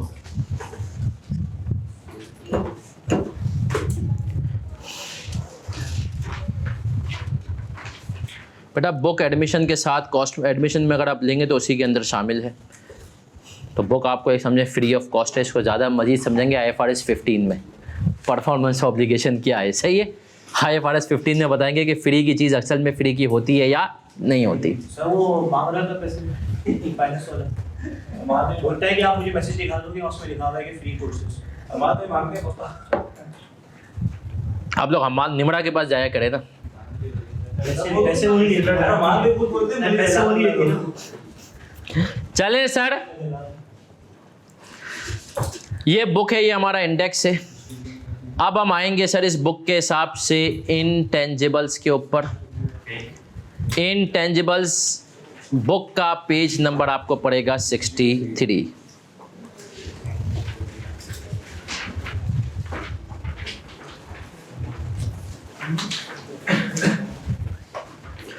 बुक में ही सब कुछ MCQs वगैरह सब कुछ है सर, तो आप लोग टेंशन ना लें। ये देख लें ऑनलाइन वाले बच्चों जिन्होंने खैर ग्रुप पे देख भी ली होगी।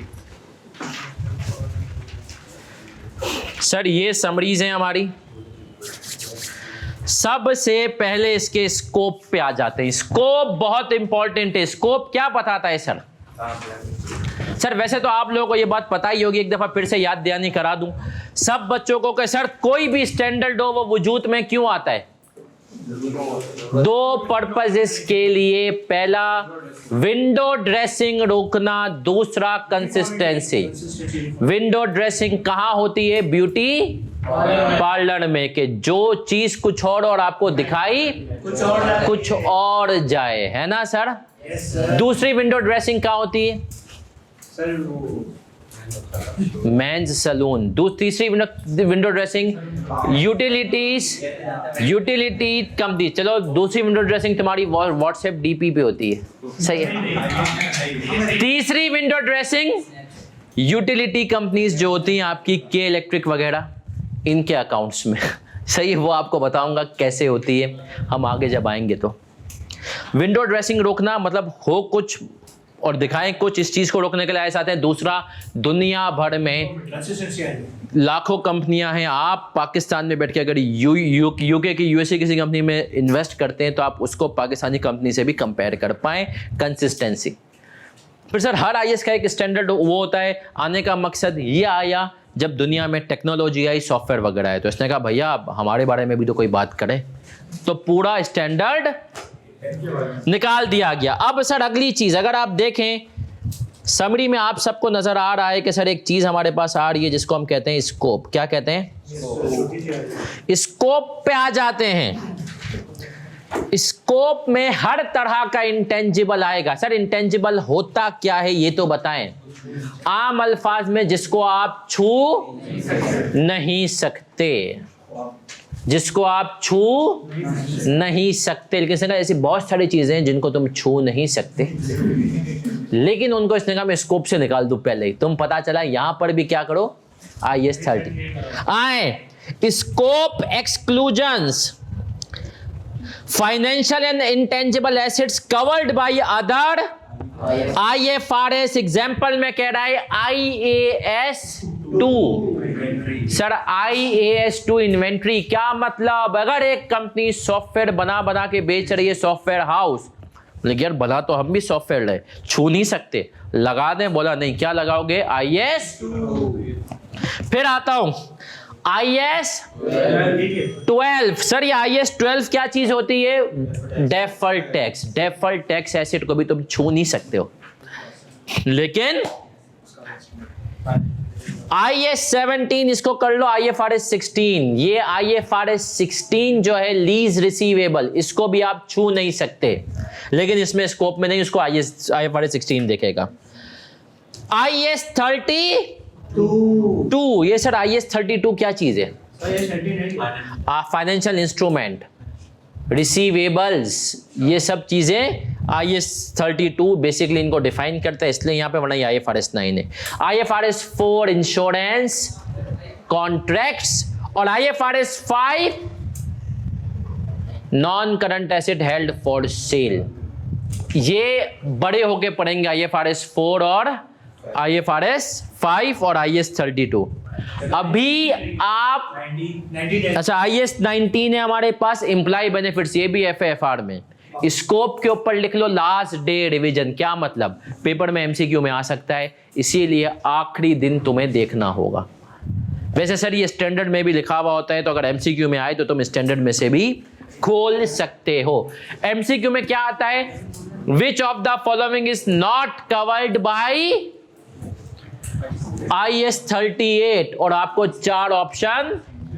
अब सर आते हैं IAS 38 की डेफिनेशन। मेरा बच्चा बहुत इंटरेस्टिंग है, कह रहा है डेफिनेशन में इनटेंजिबल एसेट्स क्या होते हैं। आइडेंटिटी अंडरलाइन करते जाओ। आइडेंटिफाइएबल, नॉन मॉनेटरी अंडरलाइन करो, विदाउट फिजिकल सब्सटेंस। अब इसने कहा इनटेंजिबल की जब भैया बात करोगे ना, तो डेफिनेशन को अगर मैं तोड़ूं तो इनटेंजिबल में 3 चीजें होती हैं। पहली चीज आइडेंटिफाइएबल, अब समझना ये चीजें सारी कॉन्सेप्ट के लिए इंपॉर्टेंट है। दूसरी चीज नॉन मॉनेटरी, तीसरी चीज विदाउट। सर अब मुझे जरा बताएं, विदाउट फिजिकल सब्सटेंस का मतलब वो ये कि जिसको तुम छू नहीं सकते, सही है सर। नॉन मॉनेटरी का मतलब क्या होता है सर? देखें, मॉनेटरी आइटम दिमाग में रख लें, जिन्होंने IFRS 9 पढ़ लिया है मुझसे उनको तो पता होगा। मॉनेटरी वो होते हैं जो कि कैश में कन्वर्ट हो जाए या कैश के थ्रू ही सेटल हो। जैसे मॉनेटरी के लिए मैं क्या लिखवाता हूं, हर तरह का रिसीवेबल और जिसकी सेटलमेंट और रियलाइजेशन किसमें पॉसिबल हो, कैश में। मॉनेटरी आइटम्स हर तरह का रिसीवेबल और पेबल कैश। नॉन मॉनेटरी जो आपको बेनिफिट, लिख लो, नॉन मॉनेटरी का मतलब होता है बेनिफिट अदर देन कैश भी पॉसिबल हो। क्या मतलब पॉसिबल? मैं आपको एग्जांपल देता हूं सर, बड़े गौर से सुनना। सॉफ्टवेयर है आपका, कंपनी में यूज हो रहा है, केएनएस का पोर्टल है। सर ये नॉन मॉनेटरी है, ये कैश के अलावा भी बेनिफिट दे सकता है। आपकी कंपनी में जो सॉफ्टवेयर है लोग इस्तेमाल करके बेनिफिट ले सकते हैं। मॉनेटरी इन्वेंट्री, सर आप बोलेंगे सर इन्वेंट्री भी तो मैं बेच कर ही कमाता हूं। बोला नहीं, इन्वेंट्री का बेनिफिट आप यूज करके भी ले सकते हो, तो जिसको आप यूज करके भी बेनिफिट ले सको। इसी तरह रिसीवेबल भी देखा जाए ना तो उसकी भी फिजिकल सब्सटेंस नहीं है, लेकिन वो मॉनेटरी है। रिसीवेबल का बेनिफिट आप सिर्फ कैश की सूरत में ले सकते हो। तो तीनों बातें एंड वाली हैं।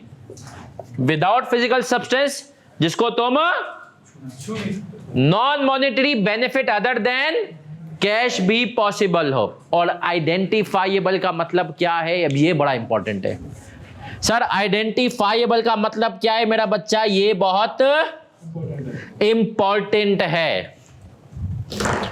आम अल्फाज में समझाओ ना आइडेंटिफाइएबल का, बिल्कुल सलीस उर्दू में।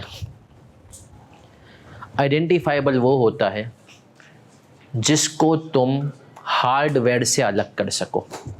आइडेंटिफाइएबल क्या होता है? सिंपल अल्फाज में जिसको तुम हार्डवेयर से अलग कर सको। अब बड़े गौर से सुनना, ये बातें यूजुअली नहीं आती और बच्चा मसला कर सकता है इसमें। सर मेरे पास ये फ़ोन है, एंड्रॉयड फ़ोन है, क्या मैं कल अभी सदर मोबाइल मार्केट में जाऊं और बोलूं भाई ये सॉफ्टवेयर निकाल के मुझे दे दे, हार्डवेयर तू रख ले? हो सकता है? नहीं।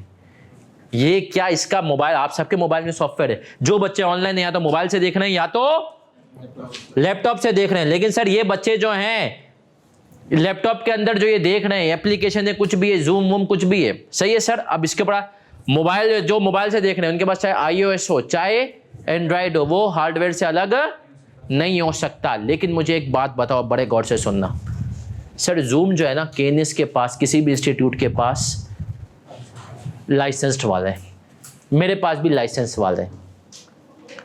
क्या जूम जो एक एप्लीकेशन है, जो सॉफ्टवेयर हम कह रहे हैं, क्या ये लैपटॉप से अलग हो सकता है?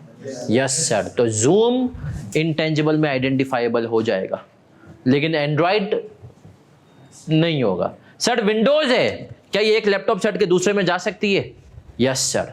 अगर विंडोज की आपके पास जेन्युइन कॉपी है ना, तो आप इस लैपटॉप से हटा के उसमें डाल सकते हैं। तो विंडोज भी क्या है सर? वो अब ये एसी है, सब गौर से देखें, एसी। सर ये जो एसी है, क्या इसके अंदर कोई सॉफ्टवेयर डला हुआ है? हाँ। ओ भाई, तभी तो तुम्हारे नंबर शंबर ऊपर नीचे हो रहे हैं, कुछ तो प्रोग्रामिंग इसके अंदर। लेकिन तुम क्या इसके सॉफ्टवेयर को एसी से अलग करके बेच सकते हो? तो फिर वो आइडेंटिफाइबल नहीं है। तो सर सुन लें, एक और चीज लिख लें अपने पास उर्दू में, ऐसा सॉफ्टवेयर जो हार्डवेयर से अलग ना हो सके, ऐसा सॉफ्टवेयर जो हार्डवेयर से अलग ना हो सके,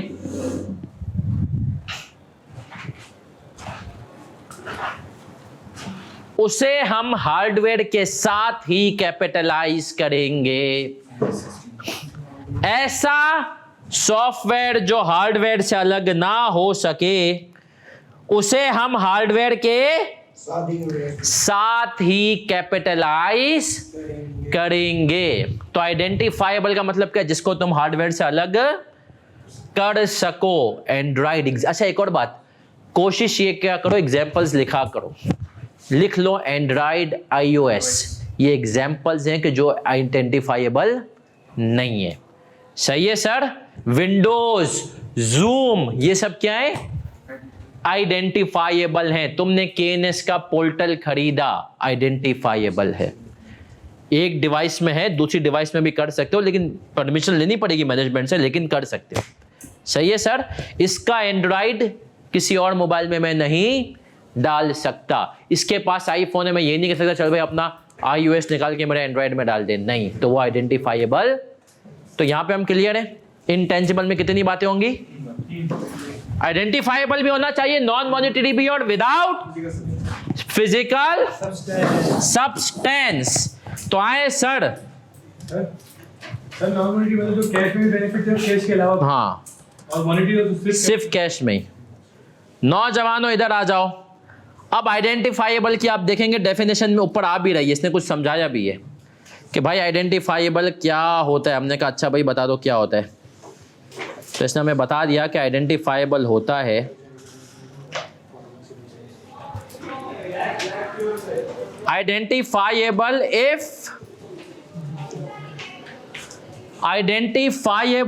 if either capable of being separated and sold, licensed, transferred, exchanged or rented separately, अलग कर सकते हो। दूसरा क्या कह रहा है, arise from, अब जो इसका पहला पॉइंट है ना सेपरेटली वाला, इसके आगे लिख लो जूम, विंडोज, सही है।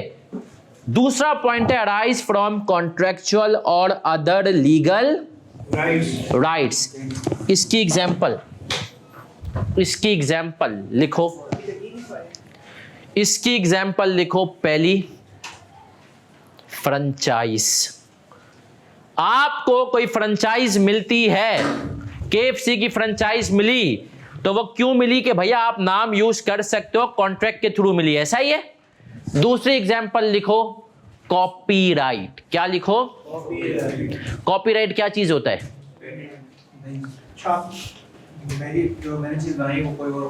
सर ये मैंने जो चीज बनाई है वो कोई कॉपी ना कर सके। फॉर एग्जाम्पल मैंने अगर एक बुक बना ली और मैंने उसका कॉपीराइट ले लिया, अब उस बुक के अंदर जो मेरे सवाल है ना कोई और यूज करेगा तो मैं उसके ऊपर लीगली केस कर सकता हूँ। इसकी एक देखो हमारी फील्ड से रिलेटेड एग्जांपल देता हूँ।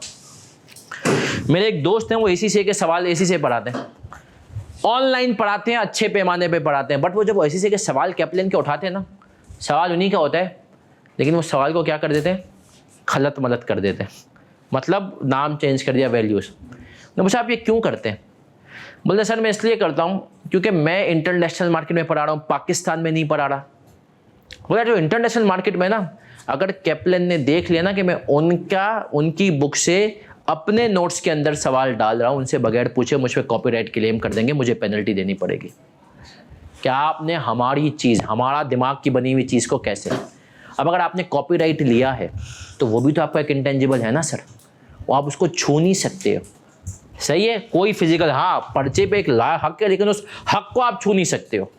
इसी तरीके से नॉन मॉनिटरी भी आप उससे बेनिफिट अदर देन कैश ले सकते हो, किसी को रोक करके।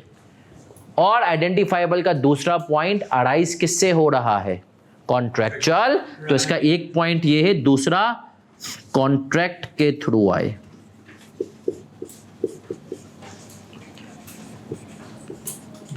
तो आपने कॉपीराइट ऑर्गेनाइजेशन से कॉन्ट्रैक्ट कर लिया कि आप मेरे अलावा किसी और को ये हक नहीं दोगे। सर ये नॉन मॉनिटरी आइटम्स का पीछे होता है कि जो कैश में फैला है वो पता है क्या, इन्वेंट्री कैश के तुरंत बेचोगे तो कैश मिलेगा, यूज भी कर सकते हो, तो नॉन मॉनिटरी है ना, तो कैश के अलावा benefit other than cash possible, cash के अलावा भी पॉसिबल है। तेरे अब्बू का जो काम हो सपोज कर तेरे तो मॉनिटरी हो जाएगा नहीं, कैश के अलावा सलाहियत हो कि कैश के अलावा भी बेनिफिट दे सके, मॉनिटरी जो सिर्फ कैश में ही बेनिफिट दे सके। मॉनेटरी जो सिर्फ कैश में बेनिफिट दे सके, नॉन मॉनेटरी कैश के अलावा भी बेनिफिट दे सके। इसकी एग्जांपल बताएं। इन्वेंट्री हो गई, सॉफ्टवेयर हो गया। सर पेटेंट भी इंटेंजिबल है। अच्छा, पेटेंट और कॉपीराइट में क्या फर्क है? मैं बताता हूं। कॉपीराइट इज यूजुअली कोई मेरे दिमाग का पीस ऑफ आर्ट जो कि मैंने लिखा विखा वो होता है। पेटेंट नाम के लिए यूज होता है और फॉर्मूले के लिए यूज होता है। फिजिकल सही है, नाम के लिए। भाई अब जियो न्यूज का जो लोगो है इन्होंने इसका पेटेंट लिया हुआ है, हमारे अलावा कोई और इसको इसी तरीके से ट्रेडमार्क पेटेंट एक उसमें आता है। इसी तरीके से हमने कहा कि सर बड़ी बड़ी कंपनियां दवाइयां बनाती हैं। अब देखो ना भाई, चाइना क्या काम करता है? चाइना क्या काम करता है? China is champion in cheating. Yes sir. कैसे? जर्मनी आता है, हमने इतनी महंगी मशीन बनाई, वो पूरा R&D लगाता है, अभी पढ़ेंगे रिसर्च एंड डेवलपमेंट, वो पूरी मशीन लेकर आता है। चाइना बोलते हैं शुक्रिया, मशीन मंगाते हैं अपने मुल्क में, खोल के देख लेते हैं अंदर क्या किए। सही है। अब दवाइयों में ये चीज ना हो, दवाइयों में भी ये चीज हो सकती है ना, तो इसीलिए दवाई की कंपनी जैसे ही कोई सक्सेसफुल चीज कर दे ना, उसका पेटेंट ले लेती है। अब अगर किसी और ने यही फॉर्मूला दवाई लॉन्च किया है ना, तो हम उससे रॉयल्टी लेंगे, पैसे लेंगे। चलिए सर हम उसके ऊपर आते हैं। इंटेंजिबल में कितनी बातें हैं? Identifiable, non monetary, without physical substance. जी S&M एक्सचेंज के ऊपर बात करेंगे हम। अब सर आगे आते हैं।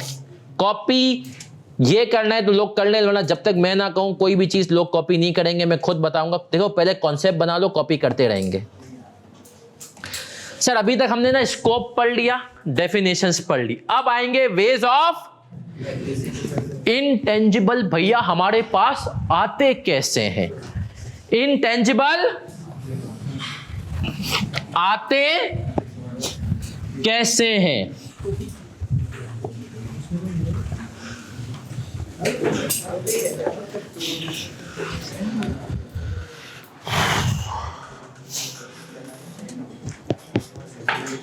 बेटा ऑफ होगा तकरीबन 20 मिनट के बाद।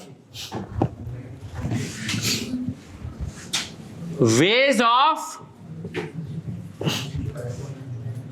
एक्विजिशन। सर इंटेंजिबल एसेट हमारे पास कितने तरीकों से आ सकते हैं? ये मेरे साथ कॉपी कर लें ताकि फिर हम समझते हैं। सेपरेट एक्विजिशन,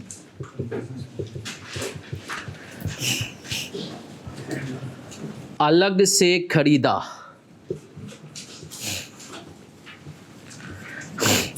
एग्जाम्पल के तौर पे लिख लें, विंडोज आपने अलग से खरीदी, जो कि आप नहीं खरीदते, आप पायरेटेड यूज करते हैं ना सर। आपने जूम का लाइसेंस्ड वर्जन खरीद लिया, सही है, वो भी आप नहीं खरीदते है ना सर। 40 मिनट का फ्री वाला यूज करते हो। अभी तो कर ले, तो जब बड़े हो ना कहीं और कहीं कुछ मीटिंगे शीटिंगे हो तो बेटा घोड़े के सामने बड़ा बुरा इंप्रेशन जाता है। भाई तो बिजनेस में इन्वेस्ट ही नहीं करता है। चलें सर, जूम लाइसेंस है कितने का? मैंने पूरे साल का लिया हुआ अपने ऑफिस के लिए, ज़्यादा महंगा नहीं है, 16,000 रुपये में पूरे साल का है। आए सर, कंपनीज ने SAP लगा लिया। SAP क्या है सर? एक सॉफ्टवेयर है, अभी इसके ऊपर और डिटेल में जाएंगे। SAP लगा लिया कंपनी ने, SAP अपने पास लगवा लिया, जो कि पूरी कंपनी को लिंक कर देता है। इन्वेंट्री गोडाउन में आती है, एंट्री पड़ जाती है। अब वो जमाने गए कि तुम लोग एंट्रियां बनाते थे, इन्वेंट्री डेबिट पेबल। अब आपकी गोडाउन में कंपनी की आती है, बेचारा चौकीदार उस इन्वेंट्री को स्कैन करता है, सिस्टम ऑटोमेटिकली एंट्री बना देता है, इन्वेंट्री डेबिट पेबल क्रेडिट इस पार्टी का। सही है सर। तो ये बेसिकली सब आ गए। इनको हम मेजर करते हैं, मेजर एट परचेस प्राइस, जो कि बराबर होती है किसके? फेयर वैल्यू, जिस वैल्यू पे तुमने खरीदा है। दूसरा हम लिख रहे हैं बिजनेस कॉम्बिनेशन, स्टैंडर्ड ने वर्ड यूज किया बिजनेस कॉम्बिनेशन, और हम इसको कहेंगे कंसोलिडेशन। पढ़ा नहीं, अभी पढ़ेंगे, लेकिन है बहुत सिंपल। ये purchase price equal fair value पे कॉस्ट और फेयर वैल्यू नहीं मेरा बच्चा, जब एक चीज़ आप बाजार से नई खरीदते हो तो उसकी परचेज प्राइस जो होती है वो फेयर वैल्यू ही होती है। बार्गेनिंग करो कम से। तो वो आपको अलग से बार्गेनिंग पुप्पो के लड़के थोड़ी है मुझके, अरे नहीं सर, वो जो तो नॉर्मल फेयर वैल्यू, ये कुछ भी हो सकता है। वो फेयर वैल्यू नहीं, कैश डिस्काउंट नहीं, परचेज। फिर IAS 16 के हिला दिया तूने। इनिशियल मेजरमेंट के लिए इनिशियल मेजरमेंट, परचेज प्राइस। आप कोई भी चीज़ नहीं लेने जाए, आप सुजुकी से गाड़ी नहीं लेने जाए, अगर एक गाड़ी 40 लाख की तो तेरे लिए कॉस्ट है 40 लाख, वही उसकी क्या है, फेयर वैल्यू है। सर एक और इंपॉर्टेंट चीज, FAR1 पिछली मर्तबा कंसोलिडेशन के अंदर एक एडजस्टमेंट थी इन्वेस्टमेंट प्रॉपर्टी की, वो अल्हम्दुलिल्लाह क्लास में की हुई थी तो बच्चे को क्लिक हो गई। याद रखो FAR1 को भूल मत जाना। FAR1 भी यहाँ पर आएगा, जैसे गवर्नमेंट ग्रांट। IAS 41 जो बच्चे पढ़ चुके हैं वो उसमें पढ़ चुके हैं, अब फिर से यहाँ पर भी आएगा FAR1। तो सर अब सुनना, 5 तरीके से तुम्हारे पास स्टैंडर्ड कहता है इंटेंजिबल आ सकते हैं। कितने तरीके से? पहला तरीका सेपरेट एक्विजिशन, अलग से खरीदा। एग्जाम्पल विंडोज, जूम, सैप वगैरह तुमने खरीदा, इसको किस पे मेजर करोगे? फेयर वैल्यू पे। किस पे मेजर करोगे? Fair value. अब बड़े गौर से सुनना, पूरा स्टैंडर्ड आप समझे 70% इंटरनली जनरेटेड पे है, 20% इस पे, बाकी फिर चीजों पे। बिजनेस कॉम्बिनेशन है, क्या मतलब है? कंसोलिडेशन। अब बड़े गौर से सुनना है मेरा बच्चा सबने, बेटा हार्ड में मिलेगी cover. Sir business combination, consolidation, बहुत गौर से प्यारा प्यारा बच्चा। सर एक कंपनी ने दूसरी कंपनी के 50% से शेयर्स अगर ज्यादा खरीद लिए तो वो दूसरी कंपनी उसकी सब्सिडरी बन जाती है, और अब उस कंपनी के तमाम एसेट्स के ऊपर हक हो जाता है उस कंपनी का जिसने खरीदा है ना। जो कंपनी खरीदती है उसको कहते हैं पप्पा, मतलब पेरेंट, और जो कंपनी जिसको खरीदा जाता है वो जाती है सब्सिडरी, बेटा। सही है सर? अब बड़े गौर से सुनना, स्टैंडर्ड कहता है कि तुमने अगर एक कंपनी को खरीदा तो उसके सारे इंटेंजिबल्स तुम्हारे हो गए हैं ना, इसको आप मेजर किस पे करोगे? Fair value. Measure at fair value on date of acquisition. तुम जिस कंपनी के शेयर वो खरीद रहे हो ना, उसके बुक्स में बहुत सारे इंटेंजिबल आ रहे होंगे, सॉफ्टवेयर वगैरह, तुमने उन सबको उठाना है, उनकी फेयर वैल्यू पे उनको क्या कर देना है? मेजर। सर ये तो बहुत सिंपल है, असल ट्विस्ट आता है। इसने कहा 5 तरह के इंटेंजिबल्स ऐसे हैं। कितनी तरह के? जो के सब्सिडरी ने, जिसको तुमने खरीदा है, उसने अपनी बुक्स में रिकॉर्ड नहीं करे होंगे, तुम कर सकते हो। अब सुनना, फॉलोइंग इंटेंजिबल्स, ये इसके नीचे लिखना, मेरे पास जगह कम है तो मैं लिख रहा हूं। Following intangibles should be capitalized। ये डेटा एक्विजिशन वो कंपनी खरीदने की है या कंपनी खरीदने की। even if subsidiary, ये इसके नीचे ही आएगा, सही है, ये सब इसके साथ नहीं है। has not recorded them। अब बड़े गौर से, अब 1 मिनट के लिए कॉपी रुक जाओ। इसने कहा देखो तुमने सब्सिडी को खरीदा, कुछ इंटेंजिबल उसके बुक्स में आ रहे हैं, विंडोज है, जूम है, सब, ये तो तुम्हें रिकॉर्ड करने ही करने हैं ना। बोला कुछ ऐसे ऐसे होंगे सब्सिडी ने रिकॉर्ड नहीं किए। क्यों नहीं किए? IAS 38 नहीं मना किया, सब्सिडी रुक जाओ, लेकिन तुम रिकॉर्ड करोगे। अब सुनना, वो कौन से 5 एसेट हैं जो के इंटेंजिबल सब्सिडरी रिकॉर्ड नहीं कर सकती, पेरेंट रिकॉर्ड कर सकता है। पहले नंबर पे आते हैं गुड विल, दूसरे नंबर पे आऊंगा ब्रांड, तीसरे नंबर पे आऊंगा पब्लिशिंग, कॉपी नहीं करना, सब समझेंगे और ये आज की क्लास की आखिरी चीज है, कॉन्सेप्चुअल। टाइटल चौथे नंबर पे, मास्ट हेड्स, इसके आगे प्यार से लिख लो लोगो। और पांचवी चीज हमने कहा कस्टमर रिलेशनशिप या लिस्ट। अब बड़े गौर से सुनना, कॉपी नहीं है, बहुत इंपॉर्टेंट कॉन्सेप्ट है, यहां पर भी आएगा, कंसोलिडेशन में भी आएगा। सर गुडविल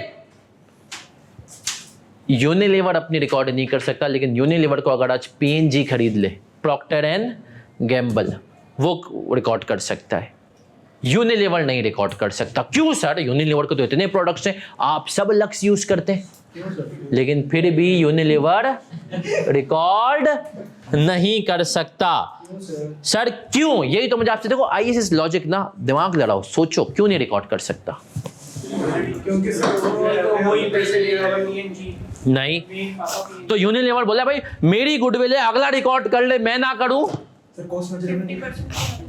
नहीं तो क्या हो गया? फिर भी सर पापा की चीज पापा, बेटा बोले अब्बा गाड़ी मेरी है, ऐसा मेरा है, सब कुछ है, लेकिन मैं आप कर सकते हो, मैं यूज नहीं कर सकता। अब बड़े गौर से सुनना, इसके पीछे है एक चीज बहुत इंपॉर्टेंट है कि इंसान जो है ना कंपनी चलाता है, और ये इंसान बहुत ज्यादा खुश फहम होता है अपने बारे में, इसको इतनी खुश फहमियां होती हैं कि आपकी सोच है।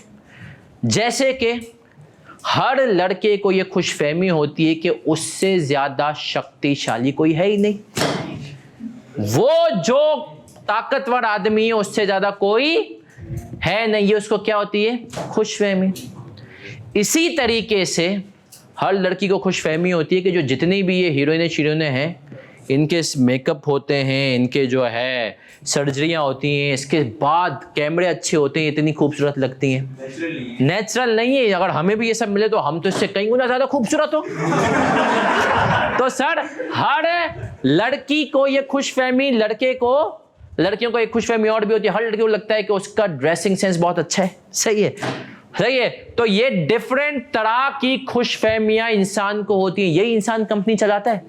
अब आप सोचे स्टैंडर्ड अगर अलाउ कर देता कि भाई तुम अपनी गुडविल खुद रिकॉर्ड कर लो, तो हर कंपनी कहती मेरी गुडविल इतने करोड़ों की। वेरीफाई कैसे करोगे? वेरीफाई तो ये बड़ी सब्जेक्टिव चीज है ना। तुम कह रहे हो सर मेरे से ज्यादा ताकतवर लड़का तो कोई है ही नहीं, कैसे वेरीफाई हो? सही है। तो हमने कहा कि सर चीजें सब्जेक्टिव है, इसी तरीके से गुडविल भी क्या है? अगर कंपनी को यूनिलीवर को कह देते यूनिलीवर जाओ बेटा अपनी गुडविल खुद रिकॉग्नाइज करो, यूनिलीवर बोला सर 25 अरब की है, वहां से पीएनजी आता हो, भाई क्या हो गया? अवाम हेड एंड शोल्डर ज्यादा यूज करती है, क्लियर फॉर मैन यूज नहीं करती। सही है। तो पीएनजी कहता हमारा प्रोडक्ट ज्यादा अच्छा है, रैकेट बेनकीजर कहता है यूनिलीवर तुम्हारा लाइफ बॉय ज्यादा नहीं चलता है, डेटॉल ज्यादा चलता है। पीएनजी कहता हमारा सेफगार्ड। तो हर कंपनी आपस में लड़ती है कि इसकी गुडविल इतनी। स्टैंडर्ड ने कहा भाई देख तू अपनी गुडविल खुद रिकॉर्ड, क्योंकि तू मेजर ही नहीं करेगा भी तो बोला हाँ। अगर यूनिलीवर को पीएनजी खरीद लिया, अब सुनना भाई यूनिलीवर की हमने कहा 5 बिलियन की, सपोज करो $5 बिलियन यूनिलीवर पाकिस्तान की वर्थ है, सपोज करो, और पीएनजी उसकी सब चीजों के बाद उसको $6 बिलियन दे रहा है, तो $1 बिलियन जो इजाफी दे रहा है इसको हम क्या कहते हैं? अब ये मेजर हो सकती है क्योंकि खरीदने वाले ने नेट एसेट्स के जितना ज्यादा पैसा दिया वो क्या है? गुडविल है। समझे सर? इसीलिए इंडिविजुअली रिकॉग्नाइज नहीं करेंगे, कंसोलिडेशन में। सर गुडविल समझ में आ गई, कंसोलिडेशन में आएगी ब्रांड। सर पहले तो गुडविल और ब्रांड में क्या फर्क है?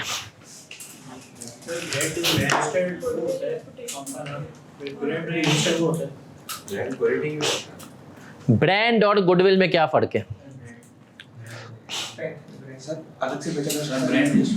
सर गुडविल पूरी कंपनी की होती है, इंडिविजुअल चीज का क्या होता है? ब्रांड। केएनएस की पूरी गुडविल है, उमर काजी, तलहा शाहिद, काशिफ जिया, सर साजिद, ये सब ब्रांड है। केएनएस की पूरे केएनएस की गुडविल है, अलग अलग चीजें क्या है, ब्रांड। इसी तरीके से यूनिलीवर की पूरी गुडविल है। लक्स, आपका Pond's, fair and lovely, glow and lovely, ये सब क्या है, ब्रांड है। तो गुडविल मतलब पूरी कंपनी की एक साथ वर्थ, ब्रांड मतलब इंडिविजुअल प्रोडक्ट की। तो सर चले गुडविल तो आपने मना किया, सब्जेक्टिव है, नहीं ब्रांड भी नहीं कर सकते, बोला नहीं ब्रांड भी नहीं, क्योंकि ब्रांड में भी वही बात है, अगर आप ब्रांड को वैल्यू दोगे तो यूनिलीवर बोलेगा लक्स इन सब ने यूज किया है, सही है। अगला बोलेगा नहीं भाई ये सब कोरोना के बाद से लाइफ बॉय पे शिफ्ट हुए, उस पे सेफगार्ड पे शिफ्ट हो गए।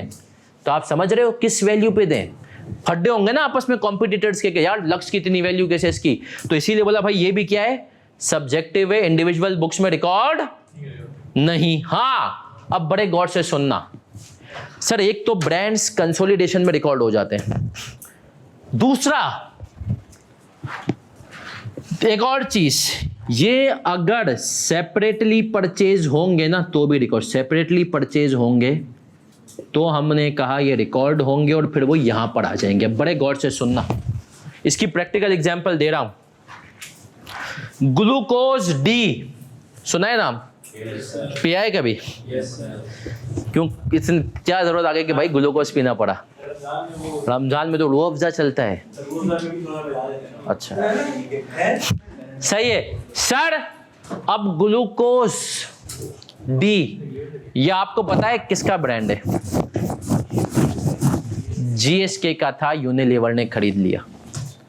जीएसके, अब देखो कंसोलिडेशन नहीं हुई है, यूनिलीवर ने क्या किया, ब्रांड ही खरीद लिया, सेपरेटली एक्विजिशन में आ गया। ठीक है सर, यूनिलीवर ने क्या खरीद लिया, जीएसके ने अपनी बुक्स में ब्रांड को, ग्लूकोज डी को रिकॉग्नाइज, यूनिलीवर ने पकड़ा, खरीद के अपनी बुक्स में रिकॉग्नाइज, क्योंकि बोला हमने इसके पैसे दिए। तो अब यूनिलीवर तो इसको वैल्यू कर सकता है, लेकिन जीएसके वैल्यू।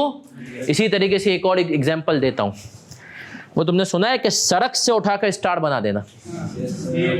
सर हमने कहा कि आप देखा सीए तो तुम्हें इंशाल्लाह तुम क्वालिफाई हो गए, तो सड़क से उठा के कहाँ बना देगा, जब शादियों में जाओगे तो तुम्हें पता चलेगा कितनी वर्थ होती है। सही है, जब तक तुम्हारी अपनी शादी ना हुई हो। सही है, जब तुम्हारी शादी हो जाएगी ना फिर तुम्हारी वो वर्थ सही, क्योंकि फिर जब तुम क्वालिफाई हो, एक पेपर रहता है ना, तुम शादियों में जाते हो ना तो तुम लोगों के लिए एक एसेट होते हो, फिर तो एसेट किसी ने खरीद लिया ना, अब क्या फायदा। सही है, अब आते हैं सर, अब आते हैं, बड़े गौर से सुनना सर। यूनिलीवर ने एक ब्रांड, एक साबुन था, तुम लोगों को याद हो कि ना याद हो, मुझे याद है, लाइफ बॉय, किसी जमाने में बहुत गंदा सा आता था, लाल कलर का, अक्सर आपको जो ये नाई वाई की दुकानों पे मिलता था। यूनिलीवर ने उसको सड़क से उठाया, एक पुरानी मल्टीनेशनल थी उससे नहीं चलता था, यूनिलीवर ने लाइफ बॉय को उठाया, अच्छी मार्केटिंग की और स्टार बना दिया। जब तक मैं यूनिलीवर में था 2016 में लाइफ बॉय लक्स की सेल्स को पास कर चुका था उस टाइम पे। अब तो कोरोना में क्या चल रहा होगा। तो सर इसका मतलब क्या है, लाइफ बॉय को यूनिलीवर ने अपनी बुक्स में रिकॉग्नाइज किया, क्योंकि उन्होंने खुद नहीं बनाया वो ब्रांड, वो खरीदा था उन्होंने एक मल्टीनेशनल से। उन्होंने लाइफ बॉय खरीदा और रैकेट ने उसी मल्टीनेशनल से हार्पिक खरीदा था। तो हार्पिक और लाइफ बॉय आज दोनों ब्रांड है, तो दोनों बुक्स में रिकॉग्नाइज है, क्योंकि सेपरेटली क्या है, अक्वायर्ड है। तो ब्रांड या तो कंसोलिडेशन में रिकॉग्नाइज होगा या तो। अब आता है सर तीसरी, पब्लिशिंग। एक मैगजीन आता है आईकेप का, द अकाउंटेंट, तुम लोगों को अभी नहीं आएगा, इंशाल्लाह क्वालिफाई हो जाओगे तो आईकेप तुमसे साल के 22,000 रुपए लेगा और हर 3 महीने में एक दफा ये मैगजीन देगा। सही है, लेकिन आईकेप कहता है ये हमारा हक है कि हम द अकाउंटेंट के नाम से क्या करें, मैगजीन पब्लिश करें। तो ये जो हक है ना पब्लिशिंग टाइटल द अकाउंटेंट का, ये भी आईकेप अपनी बुक में रिकॉर्ड नहीं कर सकता। क्यों, इंटरनली जनरेटेड है, क्या वैल्यू दोगे। लेकिन अगर एसीसी आईकेप से खरीद ले दी अकाउंटेंट तो एसीसी रिकॉग्नाइज, इनके आगे लिखते जाओ पब्लिशिंग एग्जांपल पे दी अकाउंटेंट आईकेप वगैरह। उसका आता है ना जंग का संडे मैगजीन, सही है, डॉन का आता है यंग वर्ल्ड वगैरह, ये सब। चौथी चीज, मास्ट हेड्स। या स्टैंडर्ड ने नाम यूज किया मास्ट हेड्स, हम इसको आम जबान में कहते हैं लोगो। जियो न्यूज का जो जीम है, जियो न्यूज का जो जीम है ये मास्ट हेड है। सही है सर। हमने कहा अगर तुम नया चैनल लेके आओ, सही है, जागो न्यूज, और तुम जियो न्यूज को बोलो कि मुझे अपना ये जीम बेच दो, जो बेचेगा नहीं, लेकिन अगर बेच देते तो तुम तो रिकॉग्नाइज कर सकते हो, लेकिन इस जीम को जियो न्यूज रिकॉग्नाइज नहीं कर सकता कि हमारे इस जीम की वैल्यू इतनी है। नहीं भाई, सब्जेक्टिविटी समा आ जाएगा, बोलेगा यार हम कोई पागल हैं क्या। सही है, आजकल तो यार भाई आ जाएगा। तो हमने कहा लोगों को मास्ट से, लोगो जो लोगो होता है जियो न्यूज का जीम। सर पब्लिशिंग टाइटल भी बता दीजिए। पब्लिशिंग टाइटल मैगजीन, कोई भी magazine, the account MASTA, the accountant, आईकेप के पास हक है, आईकेप ने कहा है कि दी अकाउंटेंट हमारा, हम इस नाम से मैगजीन शाया करेंगे। तो अब जो ये दी अकाउंटेंट नाम है ना, इसको आईकेप अपनी बुक्स में कैपिटलाइज, जंग के पास हक है कि वो संडे मैगजीन शाया करेगा, तो इस संडे मैगजीन को जंग अपनी बुक्स में इस नाम को कैपिटलाइज नहीं करेगा। पब्लिशिंग टाइटल, मास्ट हेड्स, लोगो। आखिरी चीज क्या है? Customer list. अब सर ये कस्टमर लिस्ट किस बला का नाम है? इसको सर कस्टमर, भाई कंपनीज ने कहा कि हमारा एक कस्टमर है, ये आंख बंद करके हमसे चीज खरीदता है, तो हम क्या इस क्लाइंटेल को, कस्टमर को अपनी बुक्स में इंटेंजिबल बना के कैपिटलाइज कर दें? बोला नहीं। सर क्यों नहीं? इसको कैपिटलाइज करने से क्यों मना किया? सर क्योंकि ये कस्टमर लिस्ट एसिड का क्राइटेरिया मीट नहीं करती। एसिड में क्या दो बातें होनी चाहिए? एसिड में दो बातें हो, फ्यूचर बेनिफिट हो, और दूसरा फ्यूचर बेनिफिट, और दूसरा क्या होना चाहिए? कंट्रोल। इंसान पे किसका कंट्रोल है? कस्टमर भी इंसान ही मतलब चला रहे होते हैं ना उसको। सर आपने कहा, यूनिलीवर ने कहा डालडा हमारा कस्टमर है, सपोज करो, बोला हमें फ्यूचर बेनिफिट उसमें लाजमी मिलेंगे, लेकिन बोला ज़रूरी नहीं है, कंट्रोल नहीं है, जो डालडा को चलाने वाले उनको कल कल को तुमसे अच्छा सप्लायर मिल गया तो हम उस पर शिफ्ट हो जाएंगे। तो बोला इंडिविजुअल बुक्स में कस्टमर लिस्ट को कैपिटलाइज, लेकिन कंसोलिडेशन में कहा इसको भी। सर कंसोलिडेशन में इसको क्यों करने का कहा गया? बोला क्योंकि खरीदने वाले ने इस कस्टमर के नाम के भी, लिस्ट के भी कुछ पैसे दिए होंगे, तो वो इसको वैल्यू असाइन कर सकता है, तुम खुद वैल्यू असाइन नहीं कर सकते।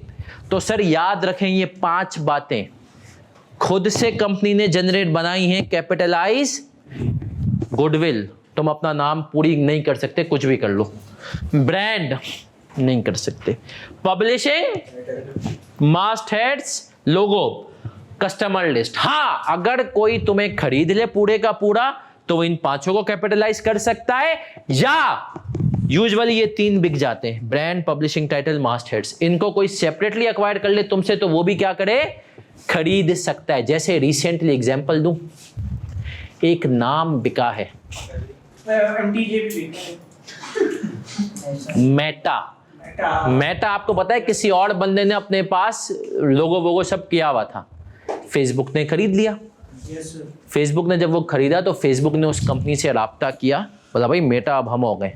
अब फेसबुक वाले पैसे था उनके पास, उन्होंने बोला जो पैसे देने दे, नाम हमें दे दो, तुम अपने बिजनेस का नाम कुछ भी कर दो। तो उसने नाम खरीदा लोगो वोगो सबके साथ कि अब ये नाम क्या कर दो, हमें दे दो, इस नाम को हम यूज करेंगे। तो फेसबुक ने अपनी बुक्स में मास्ट हेड्स को क्या होगा कि हमने इसको खरीद लिया। सही है सर। तो अगर क्विकली आज की क्लास को 1 मिनट अरसलान मैं रिवाइज कराऊं तो सर आज की क्लास में पहला घंटा तो हमने जो चीजें पढ़ी, किस तरीके से पास होना है क्या है। दूसरे घंटे में आए तो हमने पढ़ा इंटेंजिबल, इसका टेस्टिंग लेवल क्या है 2, और प्रोफिशिएंसी लेवल भी क्या है 2। तो हमने कहा टेस्टिंग लेवल भी 2 है और प्रोफिशिएंसी लेवल भी क्या है 2। प्रोफेशनसी लेवल क्या होता है? 1 का मतलब क्या है? बेसिक पढ़ के आने। 2 का मतलब चीता। तीसरा वैशी। तुम्हारे सिलेबस में कोई भी प्रोफेशनसी लेवल 3 का टॉपिक? तो सर अब बड़े गौर से सुनना है सबने। हमने कहा स्कोप में सब पे अप्लाई होगा, लेकिन कुछ को छोड़ के IAS 2, IAS 12, deferred tax assets, lease receivable, employ benefits, सही है, IFRS 9 नॉर्मल रिसीवेबल वगैरह उन पे अप्लाई नहीं होगा।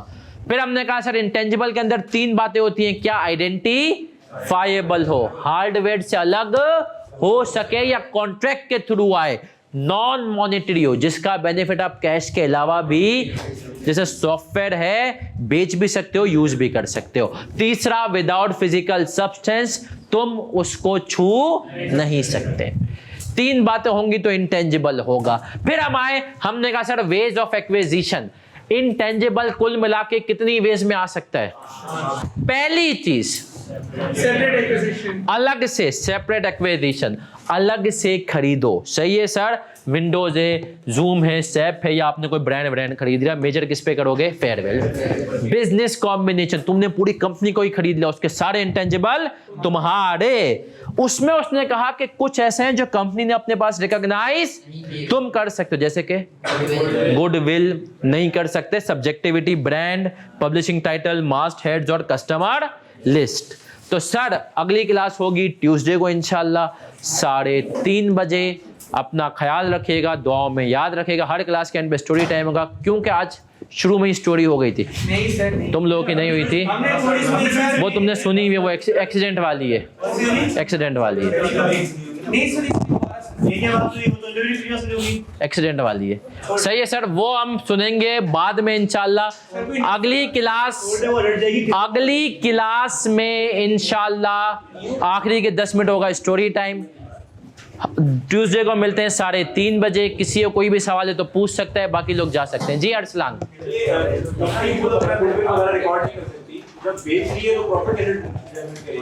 वो थोड़ी खरीदने वाली, वो प्रॉफिट थोड़ी, खरीदने वाला बोली लगाता है, खरीदने वाला अंदाजा लगाता है ना भाई कि मैं कितने में बेच रहा हूँ, कितने में खरीद रहा हूँ। नहीं, वो मार्केट ही, यूनिलीवर तो उसमें अपनी एक जजमेंट अप्लाई करेगा। वो देखता है फ्यूचर में कितना प्रॉफिट होना था, उसको मैं आज ही ले लेता हूँ। इसको हम कहते हैं एसिड फ्लिपिंग। एसिड फ्लिपिंग, मेरा आज एक बिजनेस बना हुआ है, उसका बेसिकली रूल ये होता है कि अगले 4 सालों का प्रॉफिट अगर आपको आज मिल रहा है ना तो बेच दो। इंडस्ट्री स्टैंडर्ड होता है। हाँ बेसिकली ये वही कौन सी एग्जांपल होती है जैसे आप किसी के नाम पे बिजनेस शुरू कर देते हो, किसी में आएगा? किसी के नाम पे बिजनेस शुरू करते हो, ये तुम टैक्स में 2 नंबरियां करते हो। सही है, ये प्रैक्टिकल नहीं होती। सब्जेक्टिविटी का मतलब ये है कि हर आदमी के लिए अलग अलग हो सकता है, सब्जेक्टिव है। सही है, किसी के लिए 100 रुपए बहुत इंपॉर्टेंट होंगे, किसी के लिए 500 भी इंपॉर्टेंट। सब्जेक्टिविटी, सब्जेक्टिव, हर आदमी की राय अलग हो सकती है। हम्माद बेटा, जैसे ही आप रजिस्टर्ड होंगे आपको पोर्टल पे मिल जाएगी RK। कोई और सवाल? नहीं, सब्जेक्टिविटी का आप यूं कह सकते हैं कि हर आदमी के लिए राय अलग अलग होगी। सही है, हर आदमी की राय अलग होगी, कोई भी एक राय रिलायबल नहीं होगी, आप ये कहते हैं सब्जेक्टिविटी। अब मैं पूछूं मास कैसा लड़का है? 80% बोलेंगे बेकार, 20% बोलेंगे अच्छा। सही है, तो हमने कहा ये, तो ये सब्जेक्टिविटी है। कोई और सवाल? बेटा ऑनलाइन के लिए नहीं होते रिजवान। कोई और सवाल? वैसे ये सब्जेक्टिव है ना, 2 मिनट और है, नहीं तो बच्चा हम क्लास ऑफ कर देंगे। किसी का कोई सवाल है तो वो हैंड रेस कर सकता है, तो मैं रुक जाऊं, नहीं तो हम क्लास ऑफ करेंगे। चले मेरा बच्चा, अल्लाह हाफिज।